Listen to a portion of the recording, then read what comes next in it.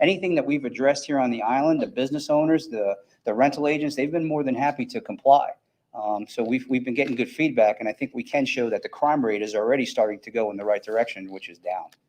Oh, I've heard, some history of some places on the island that are no longer here, where there were like little hotels or whatever that were pretty much kind of drug houses where a lot of dealers went in and out. The one kind of missing piece I see that can be driven by the nuisance abatement board is that if the property owner is either negligent or complicit in the activity, but all you do is you can go through and you can target the drug dealers, let's say, on a property, but the property owner himself and the property itself can continue to be a hotbed of criminal activity if that property owner isn't conducive to your voluntary programs. So we deal with that a lot in the unincorporated areas too. When we get a complaint of a possible drug house per se, whether it's an overt or covert investigation, we will do our due diligence and we will follow through. A lot of times we will have evidence, we will conduct search warrants, we will make arrests, we will seize narcotics. And if it continues to happen, we will contact property owners, we will contact the county. Ultimately, it's about people screening the people that are living in here and evicting those that are causing these issues. It is quite cumbersome sometimes, but maybe in that aspect, I probably would agree with you that if a board or a nuisance board would put more pressure on those people to try to vet their clients a little bit better, or who they're renting to, that could help out, because usually that takes longer in unincorporated areas. Out-of-state owners, people that we got to contact, find out who owns the property, try to contact them, let them know what's going on there. They got to review reports and then they get back to us. But ultimately it does work because they do help us out. Sometimes not as soon as others, but it does work out in the end. So I do agree with you in that aspect. That would be very helpful. Thank you. Questions, comments? The only thing I wanted to add to that is I think you clarified it pretty well, that your job is to do what you're continuing to do already, and that's investigate criminal activity. The board, in my eyes, is there to help facilitate you, that you don't have to keep going back for the same reasons over and over and over again. It essentially levels the playing field for all the businesses on the island to have to comply to the same rules that everybody does.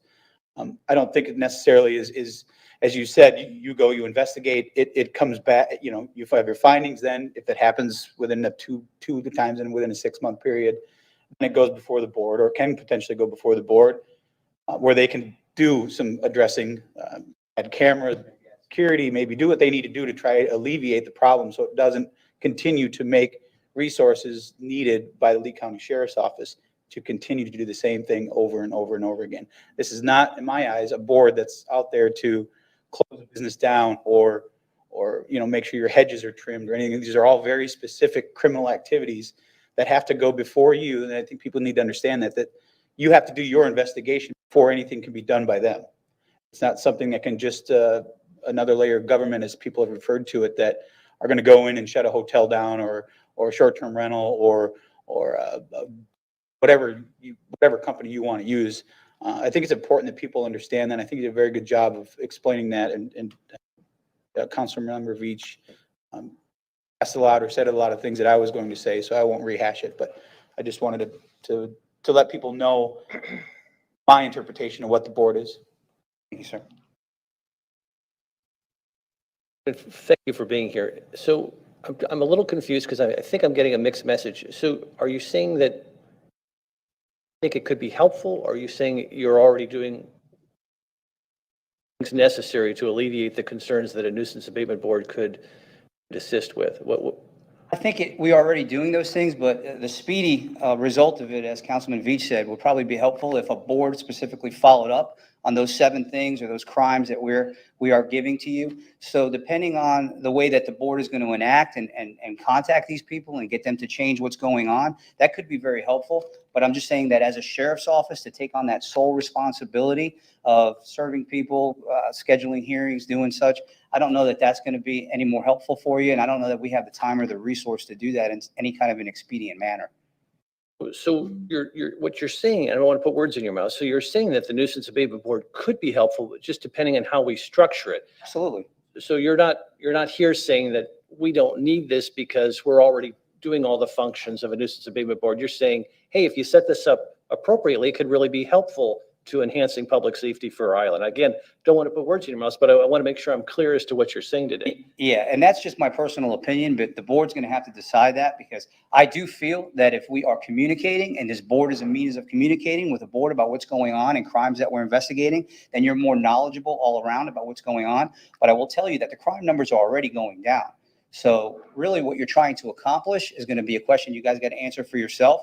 But to answer his question specifically, would it be more helpful for somebody to hear these cases and get back and try to follow up with the business owners from a city perspective to get things under control? My answer to that is yes, it would be. Thank you. That's very helpful. And I had the privilege of meeting with your team. I don't think you were at the meeting, but we had 3 gentlemen there, 2 captains and a lieutenant. I think combined, they had close to 100 years of experience. So a very impressive group of folks here that are helping with this effort.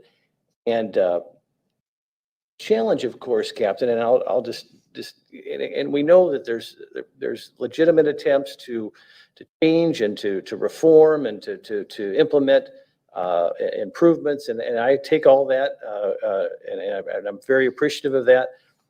But these gentlemen, I don't want to put words in their mouth, because everyone's real sensitive about this, including myself, but we've got locations on this island that have been problematic for years. And that's the concept behind the Nuisance Abatement Board. Reoccurring events at one location for the reasons that Councilor Veach discussed. And again, you guys are great proactively, enforcing the law and responding to events. But if that location has created a climate for whatever reason that precipitates this reoccurring activity, it seems as if this principle of the Nuisance Abatement Board, particularly if it's very restricted, which I think ours is, to serious crimes, it seems like it could be helpful. Am I missing something there? Well, without actually examining the entire island and seeing what percentage of certain areas that you talk about and how we can get crime down on that, it's hard to discuss and give you an answer about whether it will be helpful or not.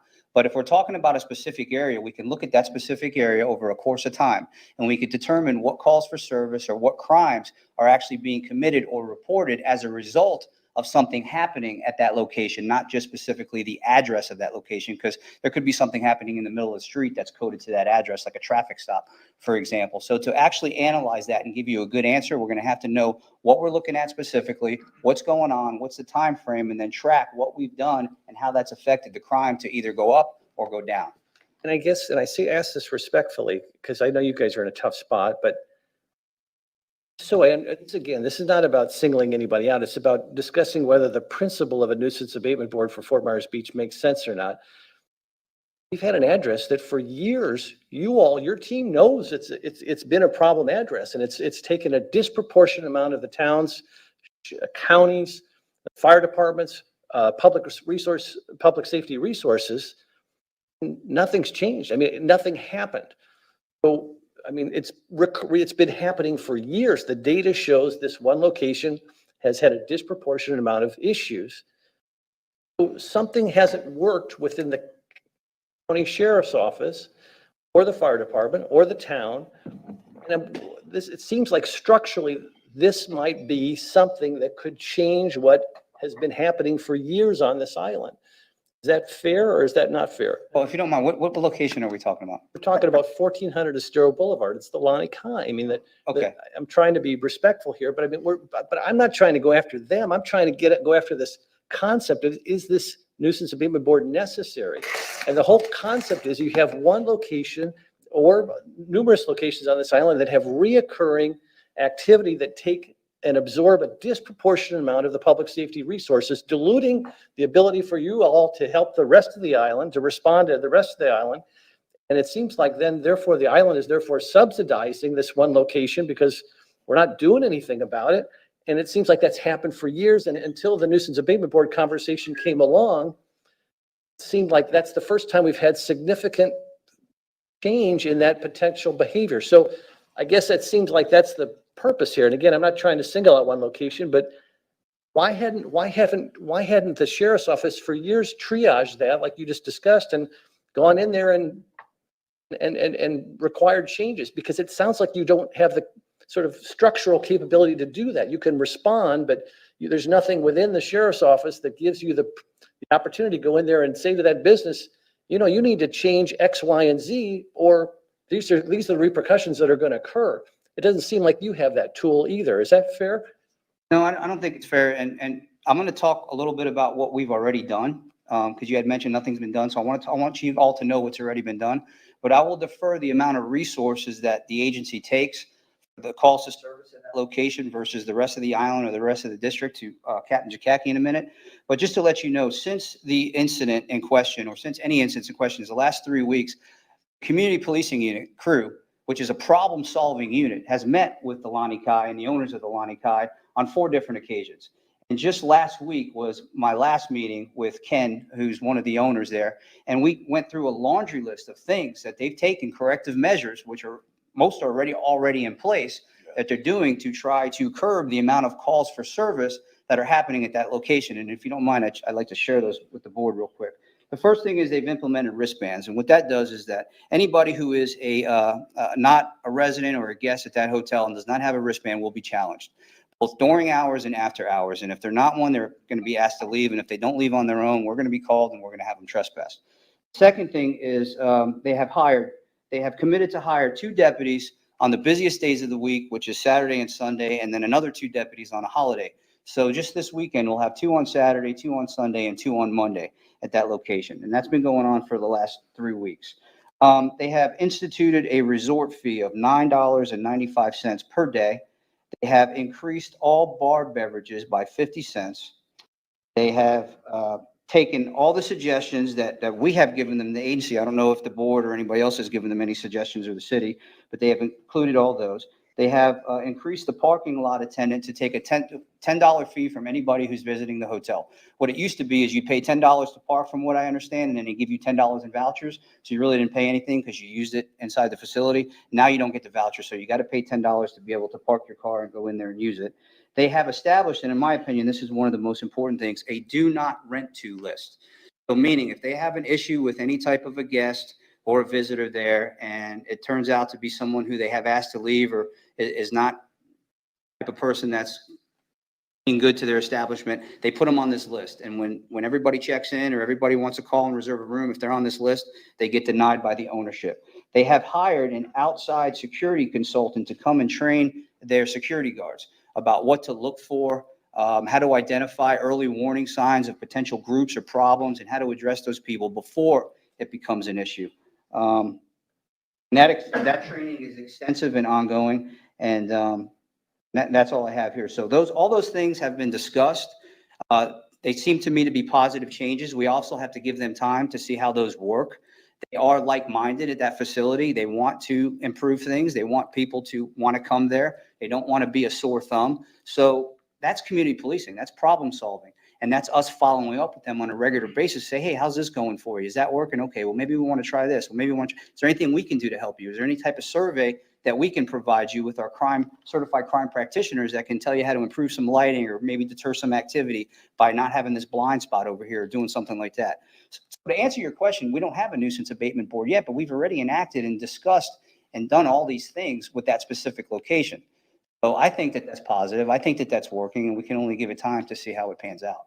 And please don't misunderstand. I think that's excellent. And that's, by the way, that's the first we've heard of those specific reforms. It'd be great to have them come, and we'd welcome them to come and tell that story. And I'm very hopeful that you've got a lot of institutional knowledge on your team, and they could be a wealth of information to an institution like that. So I'm glad you're working with them.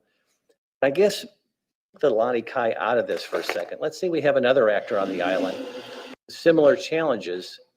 It was nice that the Lani Kai, unfortunately, took a horrible event to sort of bring all this to the forefront. What if we have a different institution on the island that's have a similar pattern of reoccurring activity?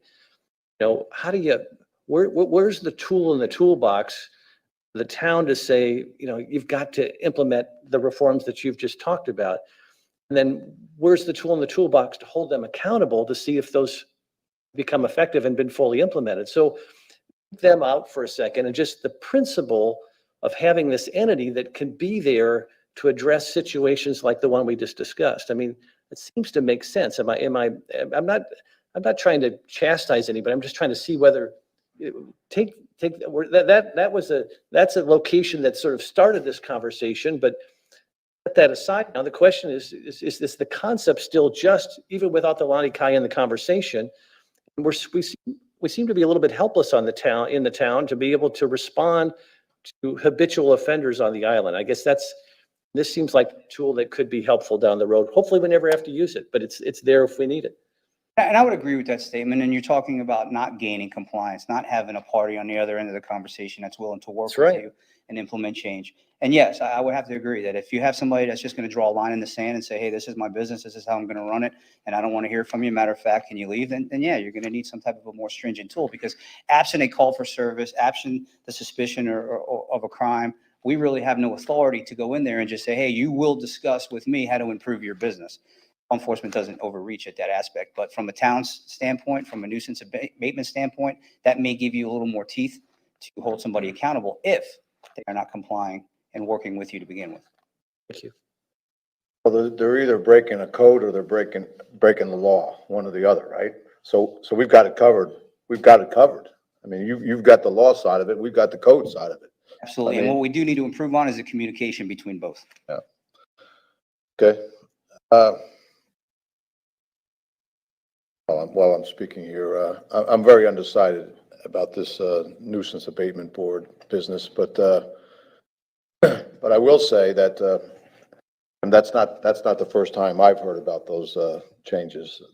We've been emailed those or whatever, that list of changes. But regardless, if you hadn't got it, I don't know why you wouldn't have. But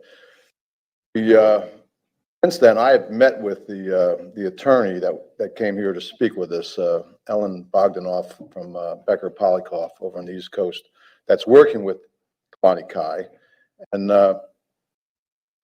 she's taking this, of course, from a risk management point of view, and with things that have happened. I mean, they're being scrutinized now from a risk management point of view. So lots of changes are going to come about,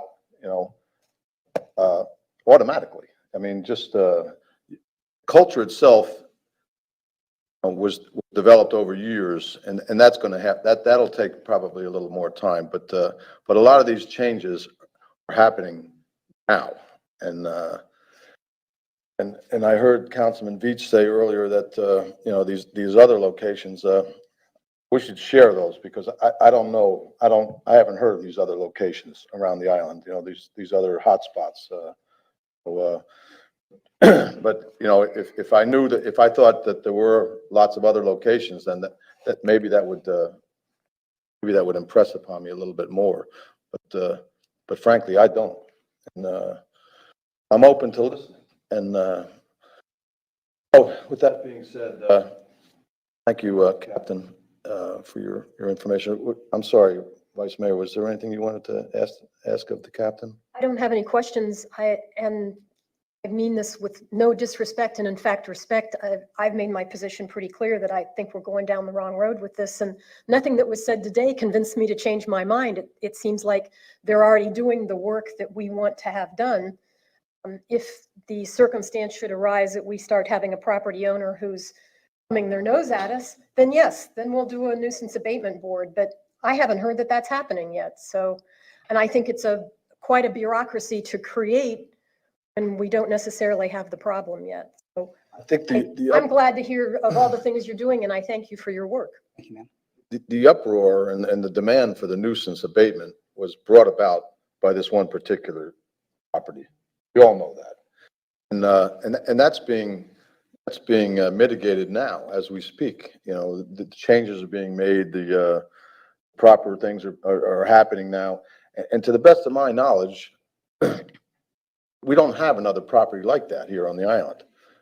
So, I think in the spirit of cooperation, they're moving along, they're moving ahead to implement these changes and so forth. And I think we should give them the benefit of the doubt at the moment and proceed with the way things are going. But, Councilman, did you want to add something? Yeah, just one point that I think, and it's about kind of finding the root cause to a problem. Because sometimes the problem is, people who are doing the drugs, other times they're afforded location or an opportunity to be able to do the criminal activity, which is part of the thing we're talking about. And I think with the Lani Kai, I will congratulate them on what they're doing now. But it took, like Councilman Adderholt said, a horrific event to do that.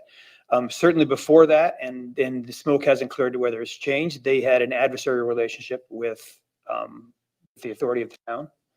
And the examples that I've heard of things that are ongoing now, but they're all kind of hearsay. So I won't defame anybody by saying something that I don't have verification on.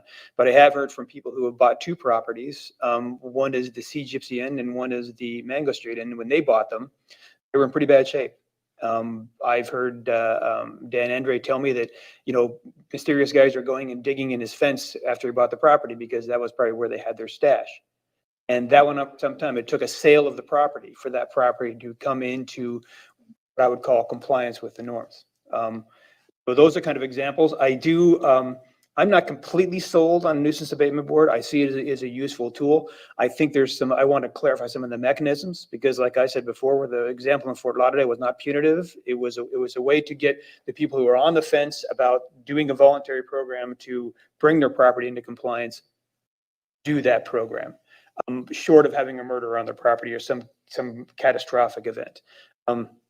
Now, I think that one of my biggest reservations about starting this and going through the work of it, well, two is actually the mechanism of how the town and law enforcement work together to make this. Fort Lauderdale is a much bigger town, much more of a higher population and criminal footprint. They had a dedicated detective who did that. And the other is that it's the chance that we could create this and essentially it would never be used. Maybe it's enough of a deterrent having it there, but that if someone knows it's there, maybe they're more likely to talk with the sheriff voluntarily and get these problems resolved. I have a friend here on the beach. He's a retired inspector from the New York City Police Department. And when this business came up, he said, let me tell you, we had that in New York City and it worked very well. Of course, my response to him was, we ain't New York City, and so I understand how it can be a tool and everything else, but I also understand that I told you this anecdotal story. I told you this story once before about an incident where there was a drug house on the beach that I was made aware of on my last term here. And I called Captain Powell and explained to him what happened. And Matt sent somebody down there the next day and shut it down. And that was the end of it, And I suppose they're like rats, they can go set up somewhere else and stuff, but you just you keep after them, right? And that's law enforcement. That's what you do. And anyhow, if there's anything else to add to this. If I may, Mr. Mayor, I think to put it very simply, right now, the town doesn't have an avenue or a tool to make sure that repeat behavior doesn't resurface. And although things are being done and taken to make sure that things are getting cleaned up, by doing nothing, we're ensuring that the community has nothing to fall back on to say, listen, falling into old habits is not going to be tolerated. And I think this nuisance abatement board is that tool that allows the community and the town to have a say that things that maybe did happen in the past don't happen again in the future, whether it be one business or another business that may come down the line 5 years from now, 10 years from now. But for me, I think it's an important thing to have so that the town does have some ability and some say in how the Lee County Sheriff's Office can work with our town to make sure that resources aren't being devoted to a repeat offender of things that may or may not come back. Now there's nothing we can do. We have to rely on Lee County Sheriff's Office to do what they do over and over and over and over again. This, in my opinion, is a board that could potentially not have to require them to continue to do things over and over and over again. Okay. I just have a Yes, sir. procedural question, Mr. Mayor. We were, at the request of Lani Kai, we did give them additional 30 days, which I supported. And we're going to have a discussion on second reading for the nuisance abatement board on the 21st of September. Is it the council's intention then to have the Lonnie Kai come in on the 10th to discuss some of the reforms that the captain mentioned that I have heard some of those reforms before, but they were announced probably a week or two after the murder. I was told that there would be a systemic in-depth review by a certified risk management. Now they've hired a lawyer, which is great. And I'm glad they've talked to the sheriff's department because there's a wealth of information there, but I assume they're going to have the results of some of these talked about hiring and getting outside. But my point is, will we invite them on the 10th maybe to hear as to what the additional recommendations might be made and sort of an update as to what's going on before we debate it on the 21st? We could certainly do that. I believe the attorney, Ellen Bogdanoff, also qualified herself as a risk manager. I take issue with that because I went on the website and I checked her bio. I don't want to disparage her at all because she's obviously a talented attorney. She is not a risk manager and she has some experience in the insurance industry, which was unclear. And they said that they were going to hire a risk manager. I know a little bit about risk management. I used to be the state insurance commissioner. I've not seen it yet. And I'm hopeful. And that's why I'd love to see the Lonnie Kai come before us and give us maybe a little bit more in-depth analysis of who they've contracted with, who they've talked with, and what the various recommendations are. Because to come up with these recommendations a week or two after the murder, that was great. But I have to think there's more in-depth systemic look that they've done, or analysis that they've done that I'd love to hear about because it might impact my view on the nuisance abatement board as well. But again, the nuisance abatement board to me is more than the Lonnie Kai. It's about giving the town some power over its own direction, its own public safety dynamic that we currently don't have, and it's been illustrated by the fact that this has gone on for years. And the sheriff's department, the town, the fire department have been powerless to make any structural changes in that behavior up until recently, which has been great. So anyway, I think it'd be great to have the Lonnie Kai come and have, instead of hearing from the sheriff's office, let's hear from them as to what they're doing and what their long-term plan of attack is. I guess the manager can look into that. The council's request for them to come and give the council an update on what operational modifications they're considering has been extended. Wonderful. And it would probably be helpful to have it be the 10th, Roger, as opposed to the day we actually debate the NAB. If I that's gave possible. them multitude of dates for them to, all the upcoming dates leading up to the 21st for them to come, so. Okay, but ideally it'd be better to do it I'll before. reiterate the 10th. would be the Okay, great. date. Thank you. Okay, Captain Prisco, I appreciate you coming in this morning and speaking with us about this, and we'll be speaking some more, I'm sure. Well, thank you again, and Thank you, Captain. Thank you all. we'll talk to you again. And Captain Chikaki is going to come up. I think the only captain not here this morning is Captain Morgan, but I'm sure he's down the street. Morning. On behalf of the sheriff, we appreciate you having us here this morning. Many of you know I took over West District a few months ago. I started here and I'm humbled to be back and working with all of you. But why we're here today is there's been interest in having enhanced police services down here on the beat. Captain Lee's going to talk a little bit more in depth about that, but I wanted to touch on a few things and make it very clear that the core service that you're receiving down here is excellent.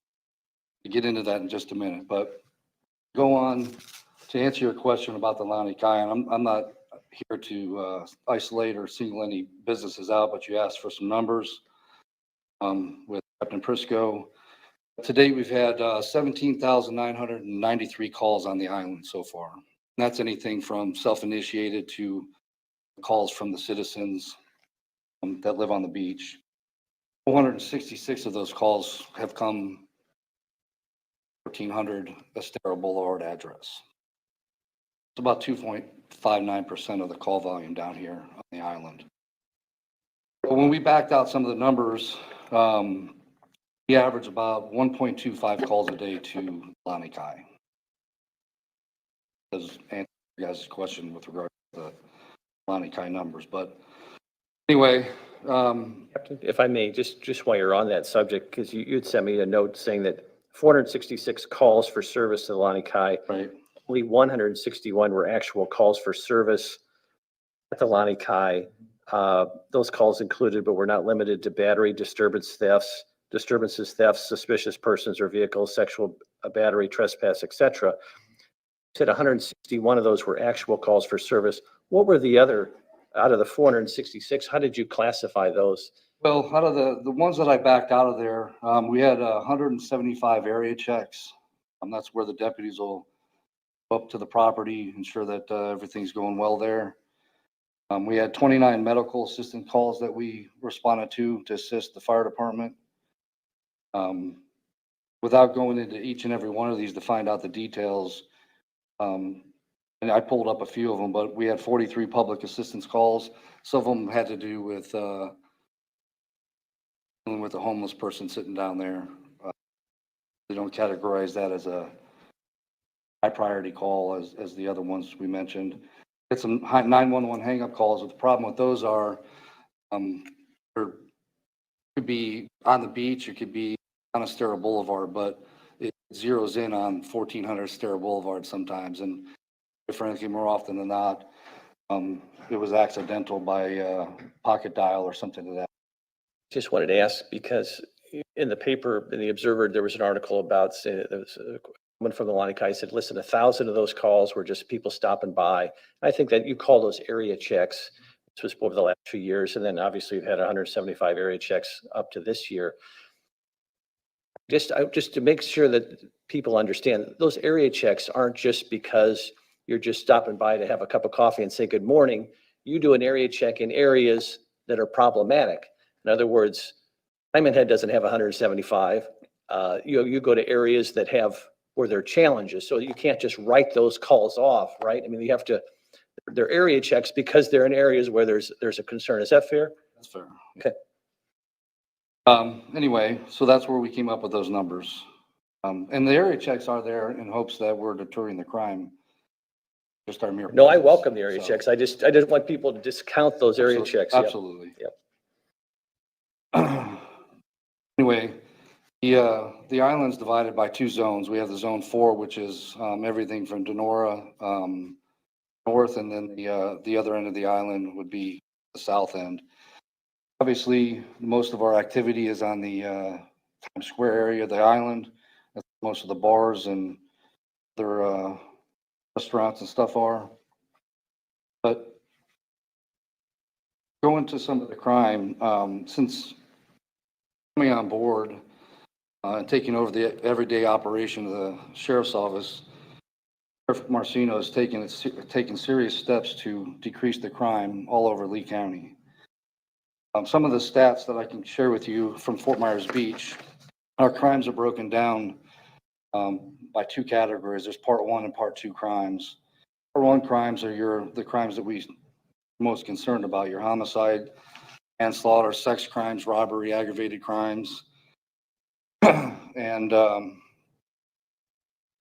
part 2 crimes are your simple assaults and stalking type cases. To date, our part 1 crimes on the beach in the zone 4 area is down 24%. That's excellent. And then on our north, the other end of the island is down 26%. So your core service down here is excellent. Our arrest rate is up 57% in zone 4 and 100% in zone 5. A lot of our crimes are being our burglaries and our assaults and our batteries and all those things. We're investigating and arresting people, which is showing that reduction in crime. So while we're here, everybody wants enhanced policing. We get about, on average, 10,000 calls for service here, and that doesn't include any of the proactive stuff that the deputies try to do in between. Some of the concerns that I've heard from many of you are specifically dealing with the e-bikes on the sidewalks and various other things. That's where the enhanced policing would come in, and that's where Captain Lee will a little bit more on that. So in regards to the numbers, is there any question about the excellent core service that the sheriff's office is providing to you down here? Did you say, Captain, that some of the downturn in the crime rate might be attributed to COVID? People aren't out. Yeah, some of those numbers could be from, but the arrests are up. So all the crimes that we are investigating, a portion, 57% of them making an arrest on, which is also Right. having an But impact the on that first set of, reduction. the first set of statistics, though, you were saying that crime was down. Right. And I'm thinking that we shouldn't Well, take a I'm deep breath. sorry. Because that could go back up when, Let me back up just a minute. Those numbers are from 18 to 19. 20 isn't out yet, and 20 is going to be skewed because of COVID. So, and I will get back to you after those numbers come out and give you a little more clear understanding if COVID did have an impact on it, which I'm sure it did. when did you take over?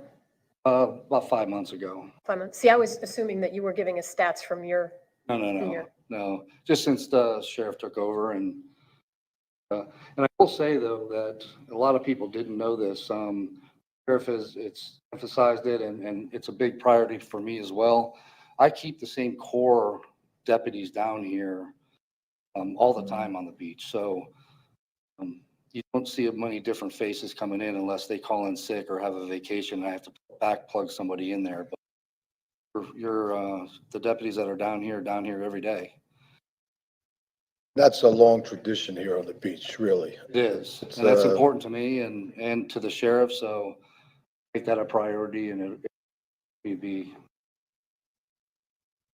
I mean, going back to your own tenure as a sergeant and Captain Powell here, and prior to them, Sergeant Vaughn, and prior to him, this one, I mean, it's gone on for years. Absolutely. We're, for the most part, the guys that are here, we know who they are. Okay, I have a question, Brian, while you're there. Those stats that you're given, that's just for the island, just Estero Island, correct? Yes. It's not over the bridge or anywhere else, it's just Just for the here? beach. Okay, good. Just a quick question, Captain. Is there gang activity on Fort Myers Beach? I haven't been made aware of any. Not seen any tagging or any graffiti or anything that We gets, had some, but I think a lot of that, if I'm not mistaken, were from people just passing through. I haven't been made aware of any specific individual on the beach personally tagging stuff like that. Since stopped as well.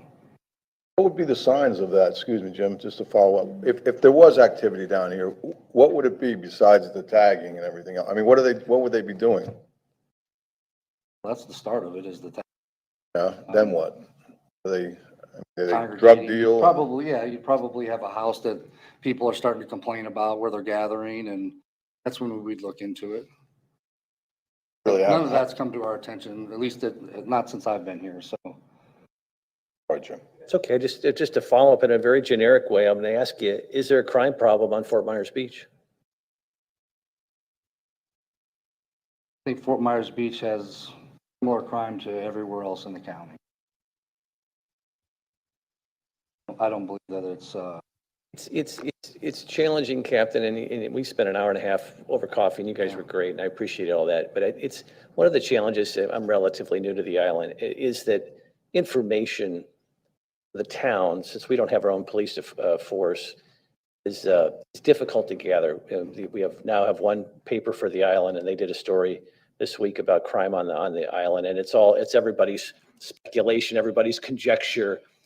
Is there a way through your PIO in the sheriff's office where you could, this data that you're sharing, and which is very helpful, is there a way that we could be informed as a council more regularly as to what's the criminal activity that is occurring on the island, especially big events? And when you aggregate data, that could be shared with us as town councilors, because we're asked all the time, we're supposed to make policy decisions. We're going to make one today, or maybe this next couple months over community policing. But we're sort of working blind here, aside from, again, the conversations you and I've had, but it'd be nice for the public to have a sense as to what are the challenges from a criminal standpoint. And then so we have that data, so the public has that data. So when if we decide to get additional community policing, then the public can say, hey, they made a smart decision based upon the data that was made public. And it seems like it's difficult that data doesn't seem to be in the public domain. And I That's wonder just if we could the do a better easy job. thing. You asked and I'll start providing that to you. Through the town manager, and won't the be town that manager that difficult. could share it with us, because Absolutely. I get it to Roger and he can share it. when the murder occurred on the Lani Kai, all the reports where I was getting was from Wake News. I didn't hear, we feel a little bit, I think we'd be better policymakers too if we had that information as well. Absolutely.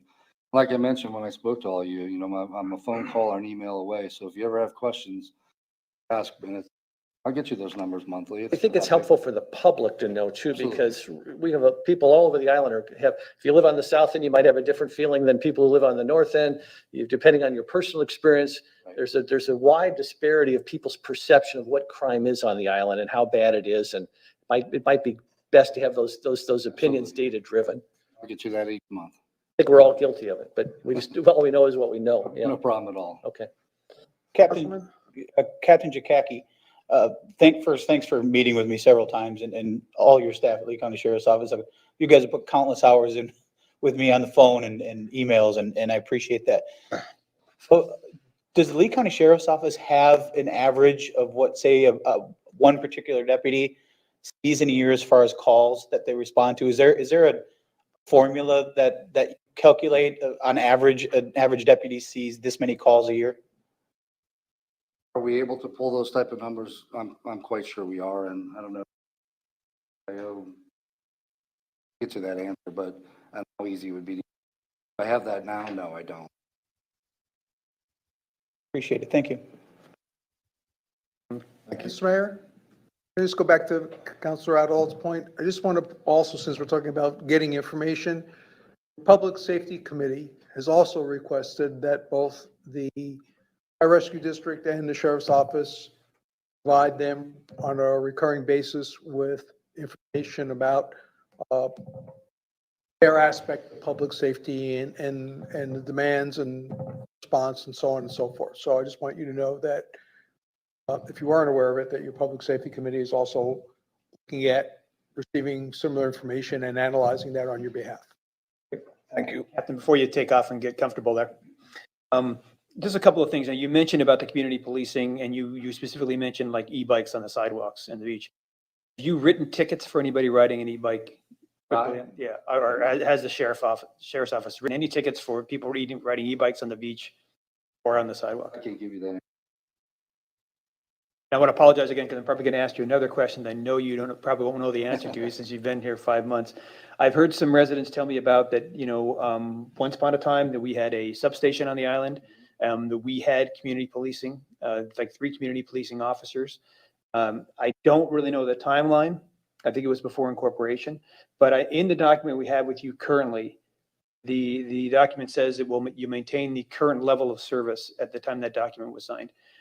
You know what the level of service was at that time? Was it like it was now, or was there community policing? Well, I think that document was signed, December of 95 2001, Back I far. think February 2001. or 2001? 97, I believe it was. The ordinance is. Yeah, I don't know signature what pages the, I of don't know 2000. what the numbers were down. I know when I started, there were the ones and the 2 deputies. That was in 96. I don't know when that particular document was signed, how many deputies were assigned down here That would be on the island. post-incorporation. Yeah, I figured there would be a stretch, but thanks for putting up with me. Right. Okay, thank you, Brian, Captain Chikaki. Okay, Captain, okay. I'm sorry, Briscoe. I'd like to just address your question about the PIO. I also have the PIO under my supervision, and that is what you're getting with the Community Outreach Center. These 2 women right here that we put there, Kira Everly ran the other 2 outreach centers we have in the county, and now she's permanently assigned here on the beach.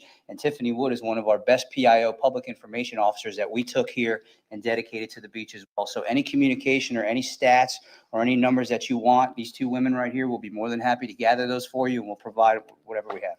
While the ladies are here today, you might stop in and say hello to our PIO, and our PIO can talk to your PIO, and we can PIO together right down the lane. Because it would be nice to set up a system where Yeah, we yeah. are regularly shared, so we don't have to ask each quarter, just all of a sudden each quarter, or if there's an outstanding event, like a murder, whatever information you can provide, we don't want to get in your, mess up your, process, but whatever information you could share that with us, and that would really be helpful. Thank you. Thank you. Thank you, Captain. Good morning, Captain Lee.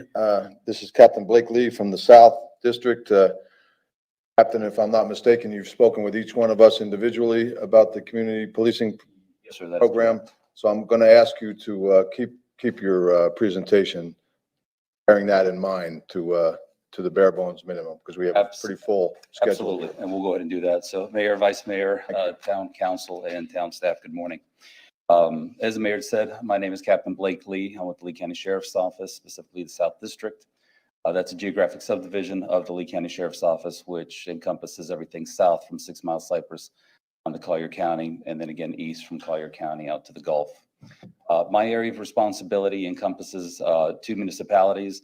One of the ones which we're going to be addressing today is that of the city of Bonita Springs, where back in 2002, they decided that they wanted to go ahead and begin an enhanced policing program, or a community policing program, and we'll use that term interchangeably at this point.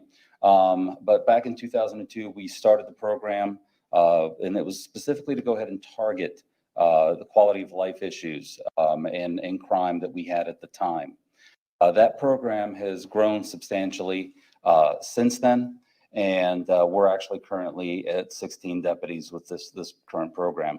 Crime has dropped significantly in the city of Bonita Springs, and of course is making it, the wonderful place that it is.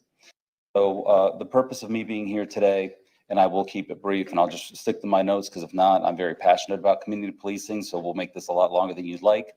But either way, community policing, as I'd mentioned, has been adopted by the city of Bonita Springs. It's actually been in effect for over 18 years, and it's significantly impacted the quality of life issues within the city itself. Now, what is community policing or enhanced policing? And allow me, and I want to make this clear, and so everybody understands this, and there's no confusion. It's important to note that this is in addition to the core level service already provided by the Lee County Sheriff's Office. This program will not take away from the current level of patrol services which Fort Myers Beach already received. This will be an enhancement. So community policing brings police and citizens together to prevent crime and solve community problems. With community policing, the emphasis is on stopping crime before it happens and not responding to calls for service after the fact. Goal is to work with the community as partners to reduce crime. And that's very important, is to have that partnership, to be able to interact with the community. And again, our deputies are out there, and you've got the 2 deputies that you currently have. But they don't have the opportunity to go ahead and be in contact with people. People also, other than calling 911, don't have the ability to go ahead and interact with them one-on-one and provide them with otherwise, information that may be beneficial. And community policing pretty much provides citizens with more control over the quality of life in their community by working hand in hand with law enforcement and allowing them to become an integral member of the community. Proactive policing strategies are never a one-size-fits-all. The strategy needs to fit the need and the circumstance. Now, we've had this conversation, and I'll briefly touch on it. Well, we have patrol deputies, and yes, we do have 2 patrol deputies on Fort Myers Beach. What is a patrol deputy? And patrol deputies are pretty much proactive and reactive in nature. If they're pursuing proactive activity, a call for service received, one of about 9,000 calls for service, they're actually non-self-initiated, which means an alarm, a vehicle crash, and assistance to domestic violence. Okay, these deputies will respond to about 9,000 of these calls every year for service, and they're redirected from what they were doing. Community policing deputies, on the other hand, are tasked with different disciplines and have the ability to remain proactive throughout their entire shift, and they're able to focus time and attention needed to address specific community-related issues and quality of life concerns. They can dedicate more time, and an example would be traffic concerns, electric bikes that we've spoken about, beach patrols, business and residential conflicts, etc. And they also have the ability to go to work closely with neighbors and businesses to resolve ongoing issues. This sort of ties in a little bit with about what you all were talking about a little bit earlier today. I would like to address as well the perspective of the current manpower on Fort Myers Beach. There is a misperception that there are only 2 deputies on Fort Myers Beach, and we'll just touch on that briefly. There are 2 zones. They're covered 24 hours a day, 7 days a week, 365 days out of the year. And you factor the needed manpower to go ahead and cover those zones, include vacation, sick time, mandatory and professional development training, FMLA, et cetera. An allocation of 10.6 deputies is needed to cover the zones. Talking about 10.6 deputies is what's needed to go ahead and cover 2 zones that you have in Fort Myers Beach. And that's important to remember. Captain, just real quick, I know Yes. we're short on time, but when you say that Fort Myers Beach is zones, and we have 2 officers per shift assigned, those 2 officers are in essence covering 2 zones. It's really 1 zone, but it's just for your purposes, you divided it into 2 zones? Correct. Yes, sir. So in essence, for our purposes, it is 2 zones, and that's how calls for service are dispatched, utilizing that sort of a grid that we utilize. However, yes, we have 2 deputies on the island per shift. Okay. And that's where that number would come out. A typical shift. Yes, sir, exactly. Now, this does not include other support services that the agency provides, such as detectives, your community response unit, traffic units, et cetera. And not to mention the new outreach center that the sheriff is currently building here on the island. Additionally, you have the SROs, which we've talked about in spring break. There's a significant investment that's made by the sheriff's office during spring break, and that's, of course, to continue keeping the island safe, and that comes at a cost of almost $250,000. So there is a significant investment that is made on a recurring basis by the sheriff. But either way, to go ahead and just in closing, Town Council had inquired in regards to exploring enhanced policing, and we're submitting on the behest of Town Council consideration for a pilot program of 2 community policing deputies, enhanced policing to address community-related quality issues on the island. Cost and funding of this enhanced benefit is of $107,000 per year. This program has been very effective elsewhere in Lee County, and of course is now at your disposal. And again, this is going to be another tool that you potentially would have in your toolbox that you would be able to address some of the other concerns that have come up earlier today. Excuse me, Captain, you just said $107,000 for the pilot program. Is that per deputy? Per deputy, yes, sir. For the I police. didn't know if you had said that or not. I wanted to make that clear. I thought I did, but if I misspoke, I apologize. And that includes everything, including all the equipment they need, bars, guns, handcuffs, whatever. Yes, sir. That is correct. Questions for the captain? Briefly, this proposal, things, number one, it would be in addition to what currently is assigned to the island, correct? That is correct. Yes, sir. How would it incorporate this new outreach center? How would these community policing entities, 2 officers, be incorporated with this outreach center? How would it all sync together? Again, to be effective with our community policing, it comes down to communication. It's being able, if you have, and we've touched on this, and I was trying to make it brief, per the mayor's request, but, if you have a residential issue, if you have a business issue, and where one business is having conflict with another business, be it a noise issue, or a light issue, issues that we have on the beach, et cetera. It all comes down to communication and working hand in hand. And as we all know, communication is effective for a good relationship. With the outreach, the center that we're going to have here, people are going to have a place where they can go if they wish to, not make a phone call, and they can actually meet with deputies. Our deputies are not going to be there. The deputies are going to be out on the island and working, throughout their shift. But what it's going to do is it's going to ideally increase the communication between the community, between, businesses, and the sheriff's office. And our base patrol as well. I'm sorry? Our base patrol, And again, see, what's wonderful about the community policing is that when we're able to identify certain issues that may otherwise not be brought to our core level service deputies, our patrol deputies, then we're able to go ahead and we have a force multiplier. And not only that, you have a beautiful island. It's a vacation destination, and it's a place a lot of people call home. And having that additional presence on the island is definitely a benefit. you said the pilot program. Could you give a little more explanation of what exactly the pilot program in detail? In referring to as a pilot program, pretty much it's something that you as, town council would not be on the hook, long-term for it. This is something that, you all could try for a determined period of time and then go ahead and evaluate the results of the program. If it's satisfactory, which I can tell you, if it's anything, like what we've already done, you're going to be very happy with the results. But it's not a long-term commitment, from the city council or town council. It's something you'd be able to. What you just read from, can town staff get a copy of that? I can send you a copy, yes. I would like to, could potentially, Roger, maybe get it out on the PIO, put it out there for the public to be able to read. Sometimes it's hard for the public to hear the microphones, what you're saying, so it might be nice for them to be able to read what you just read to us.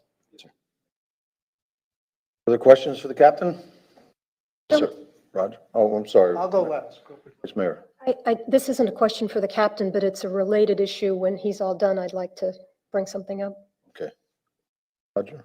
Captain, you mentioned what's deployed here in terms of for full coverage. Do you know how many sworn personnel there are? Where? Sheriff's office? Just I the do number not of- know off the top of my head. Any of the other captains? Huh? Well, not in the sworn.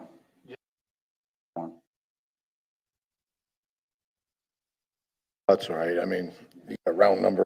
You need an exact What we number? have is No, we just, have, I mean, I don't wanna I wait just for think, them to it's research. great that 10.6 is a good number, but it's a good number reference to something else. we have sworn personnel, and then we have civilian personnel in the agency, and then amongst the sworn personnel that we have two disciplines. One is going to be the law enforcement discipline and the other is corrections. So I think the number that you would want to reference would be that of our law enforcement sworn personnel. Also, since they're looking, Captain, so these community polices, they would be primarily proactive. They'd be getting to the neighborhoods of Absolutely, yes, sir. businesses, neighborhoods. So is it stretched to say that community policing would work with a new statement board, since they would be ones who would know the neighborhoods and talk to the neighbors? What it would be is that law enforcement or your community policing program would be able to work with your code enforcement officers and address these issues. And again, if there's issues that are coming up that are criminal related, that's something that the sheriff's office would address, then yes, they would be addressing these. And the idea is the timeliness, and pretty much the being effective in addressing an issue in a timely manner.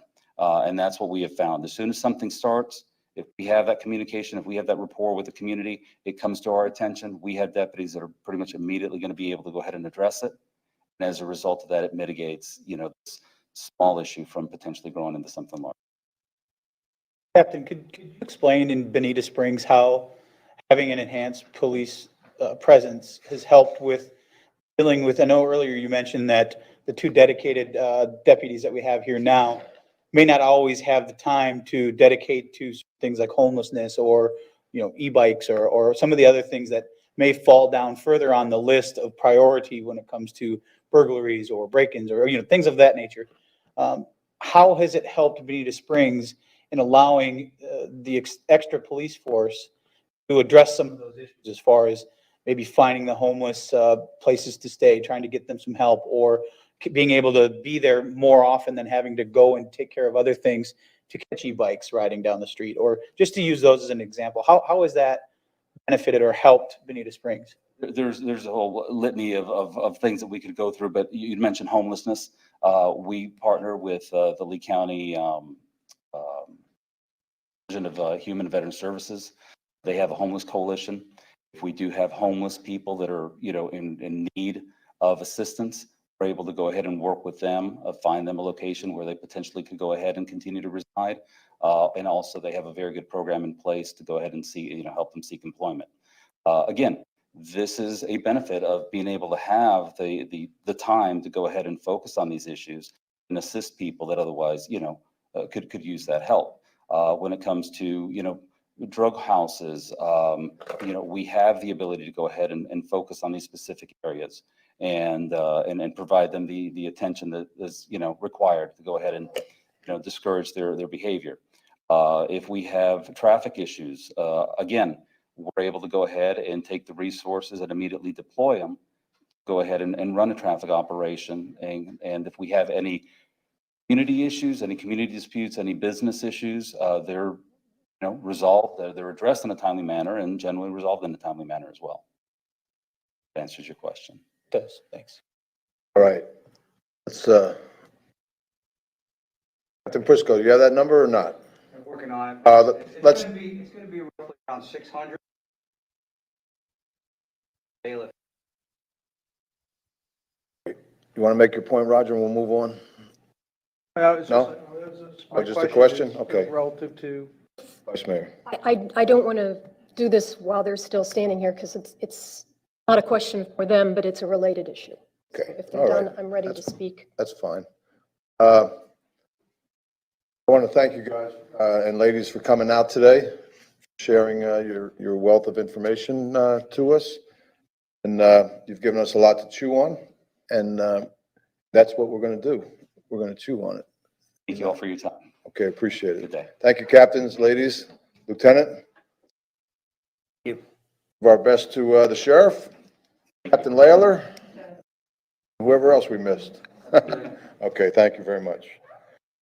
The item that I wanted to bring up was, well, it's been bothering me for some time about some issues that have been coming before council. We have a policy manual that says if something's going to come before council, bring it up during your council member items generally. Takes another person on council to say, yes, I'd like to go into this further. And it's placed on the management and planning meeting. Then we decide whether we're moving forward to do something official. I just heard a representative from the sheriff's office say there was a request from town council about enhanced community policing. I never weighed in on this proposal. I don't believe as a council we did make a request. And I'd just like to remind my fellow council members that it's great if you're interested in something and you want to go out and get more information about it, but then there's a process you go through when you bring it back to us. I feel like this is all kind of percolating and happening out there, and I never weighed in on it. I don't feel that others on the council did, and I'm just saying this for your consideration. If anybody believes I'm wrong about this, I'd like to know, but Madam Vice Mayor, I did bring it up at the end of, under one of the councilor member items about potentially having the sheriff's office come and make a presentation to us.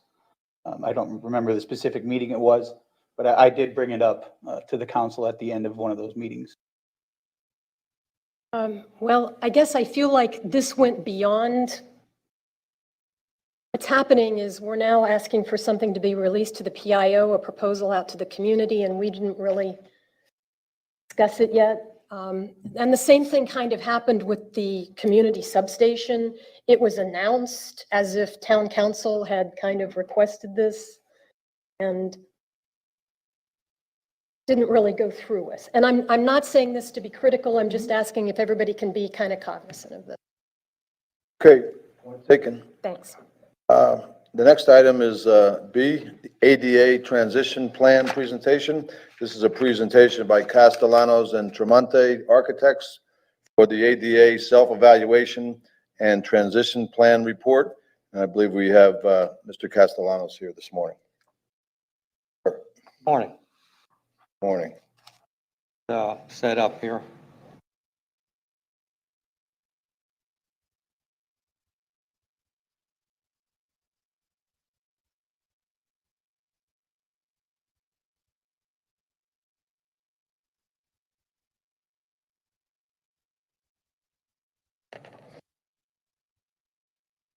Good morning, Mr. Mayor, Ms. Vice Mayor, Councilman. Morning. First, I want to, before I get started, I want to thank staff that took us around to every place, all the places that we needed to go to. In particular, Mr. Pitts, one of your employees here, great person. He took us everywhere we needed to go and we had access to every facility. So this is Chelsea's help. We were able to. Sir, could you please state your name? Oh, I'm sorry. Art Castellanos, Castellanos Tremonte Architects, president. We're a local architectural firm. We grouped together with with Tyndall Oliver out of Tampa to do this study. But I'll get started on the study here since we're under time constraints. The studies, we just released it last week, so you probably haven't had much time to look it over. It's about 550 pages. It goes in depth into every facility that you have. You had a concern to do an analysis and assessment of every facility, so that's exactly what we did. It drills down into the weeds of specifics of what needs to be done at those facilities to make ADA accessibility to those facilities. Some are more important than others, some are priorities. I'll go into a little bit on that in the presentation. So let me get started here.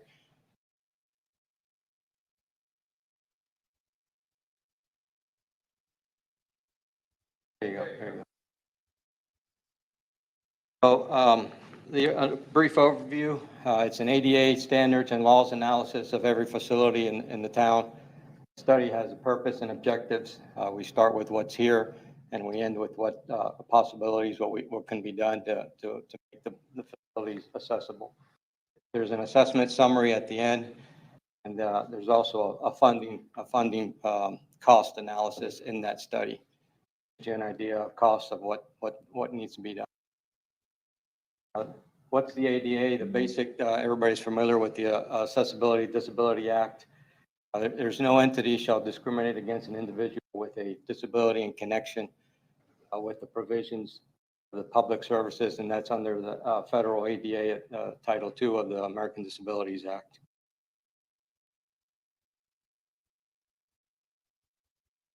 A million Americans have one or more physical or mental disabilities. The ADA was designed to remove the barriers that segregated and isolated people with disabilities, and regardless of the type of funding received or used. A lot of the work that we do currently requires an amount of ADA into that to be budgeted into those facilities. If there's something that needs to be done that to get upgraded, we're doing the public agency requirements. We must make reasonable modification to facilities and services or accommodations to afford full and equal enjoyment. Provide reasonable auxiliary aids and services to achieve full and equal enjoyment. Remove architectural and communication barriers and establish an alternative service where readily achievable.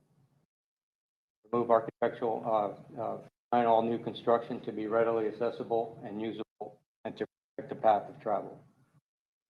Doing that since the ADA Act passed in the new facilities, we automatically implement current ADA.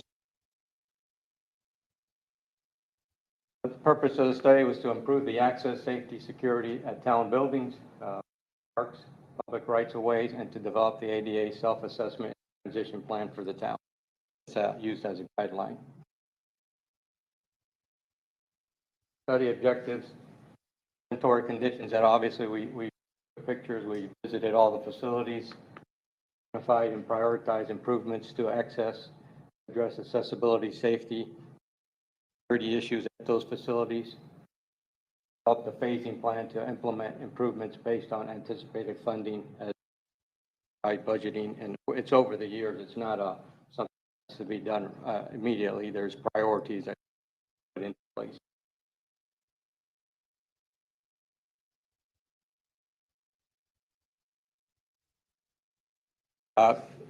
Basically, the report's broken out into the most common violations. Parking. The parking spots that we found were narrow. A lot of them were steep. There's a percentage of slope that's required. Signage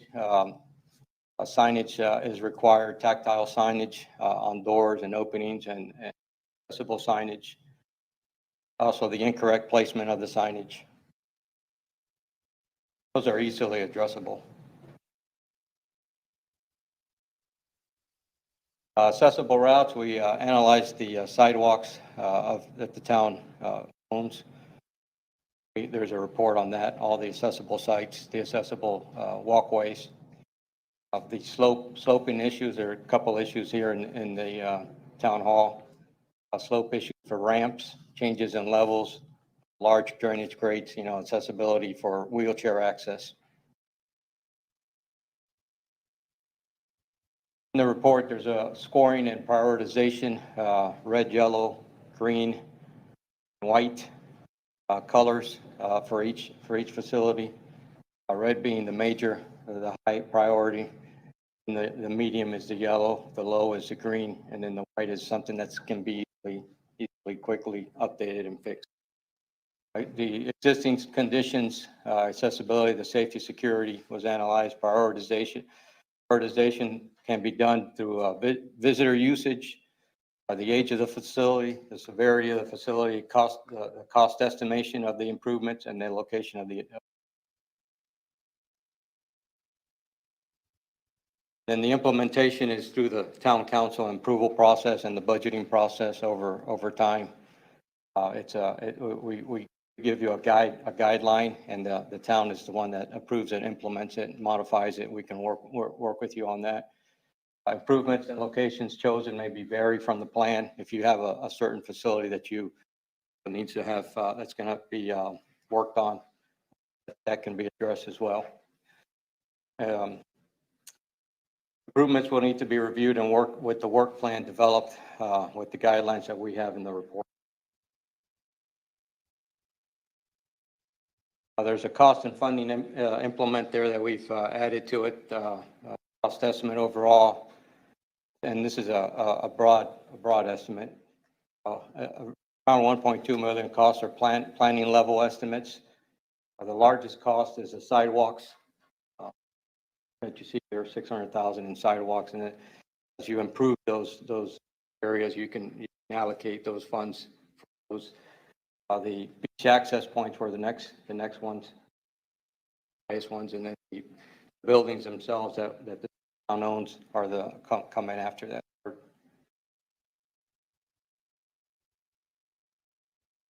Is it built into the budget already, or is this a new surprise for us? Counselor, when before we went out for the selection, part of the item in that discussion, we advised the council that not only would there be a cost to the study and report that you're receiving today, but there would be an ongoing cost to address the issues that get identified. Begin to address this list of issues, we have put money in the add-on list of the budget, included in the budget, to begin to address these issues. It is not $1.2 million. It begins with $50,000. Now, that being said, we have other monies loaded to other improvements at some of these town-owned assets that will address some of these issues coincidentally. But this will be an ongoing effort over the next 5 years at least to address all these issues. So we advise you that sort of bill would be coming. It's here, being presented to you today, and we have a funding plan to begin to address it, but it is not a 1 year, one and done type thing. So we'll be working on it. We think it's important for a variety of reasons. The most obvious being that we want it to be accessible and we want to be compliant with the law. And there are other ancillary benefits to the town to be compliant. So we have everything driving us to doing this, and we'll be allocating money to address it, as I said. Thank you. And just to point too, I noticed like half of this money was for sidewalks. Is that for the area that hasn't been constructed on Estera mostly? That already being handled by this project? I believe that the county owns parts of the right of way. This was just for the town itself, the ownership of the sidewalks in the town itself. Oh, I'm shocked by that because we don't have that many sidewalks that are town-owned. Can you give me an example of someplace? Specifically, we were given now, and I wasn't part of the sidewalk study itself, but I think it was from the north everything from the north, from Bowditch Park south. And I can get you specifics on that, exactly where which was the sidewalk. It's in the report. Those are all fairly new, Chelsea, weren't they just done? They were done over 10 years ago. Identification, please. Elsie O'Reilly. Sure. But the ADA hasn't changed in the past 10 years, has it? Correct. So the people who put them in didn't do them right? I can't speak to my predecessors, but we have a plan, and this includes all of North Estero. This includes downtown side, the downtown Old San Carlos Boulevard. You all know that we're working on that project for the downtown sidewalk. So like Art said, this is a very round number, but the main point is just identifying these and then making a plan to repair any issues up. So, and a lot of it comes with settling and slope. And we have fixed some in the past, at least under my reign, 3 years, quite a handful. And then there's ongoing projects all the time, FPL coming through, boring, new construction, et cetera. So majority of the sidewalks are North Estero.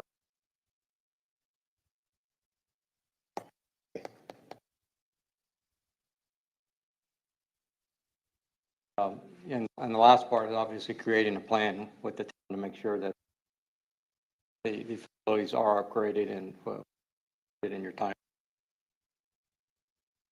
So, I mean, some of the stuff that you've done already. You've implemented. We've been working with Chelsea's for the last eight or nine months with the department.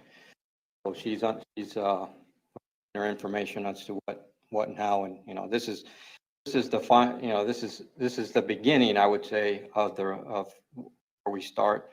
The report's pretty lengthy. It goes into detail, specifics. It starts with a overview, executive overview, and then each facility and each issue is addressed in report specifically for each building. So you can open that report per building, go into it, and look at what's red, what's green, what issues are. Have there been any inspections by the federal people yet for these deficiencies, shall we say? No, I don't. Well, I'll tell you why I'm asking that question is, I'm sure you're familiar with that law firm over on the East Coast that sends those people over every year or every couple of years and so forth. For those of you that don't know, there's a very unscrupulous law firm over on the East Coast of Florida that puts a handicapped lady in a van every year or 2 years or whenever, and they just hit every place up and down Tamiami Trail, stopping, and they let the lady out, they wheel her around, and then they list the deficiencies this long, and the first correspondence you get from this law firm is a lawsuit, and that's how they operate. So I'm just hoping that we're not facing. I presume they're not going after the municipalities; they're just going after individual property owners. Mr. Mayor, let me just react to that. I think one of the things that, and I'll let John perhaps weigh in as well, but one of the things in doing this plan was to show that we're proactively dealing with our issues. Mhm. So the first thing was to identify them, and we're prioritize them, and we're funding things that need to be addressed, and we'll do that with the full commitment of the council and the staff to get those things done. And should someone raise an issue that for whatever reason wasn't included in the study, we'll address that as well. Thank you. Any more questions for Mr. Castellanos?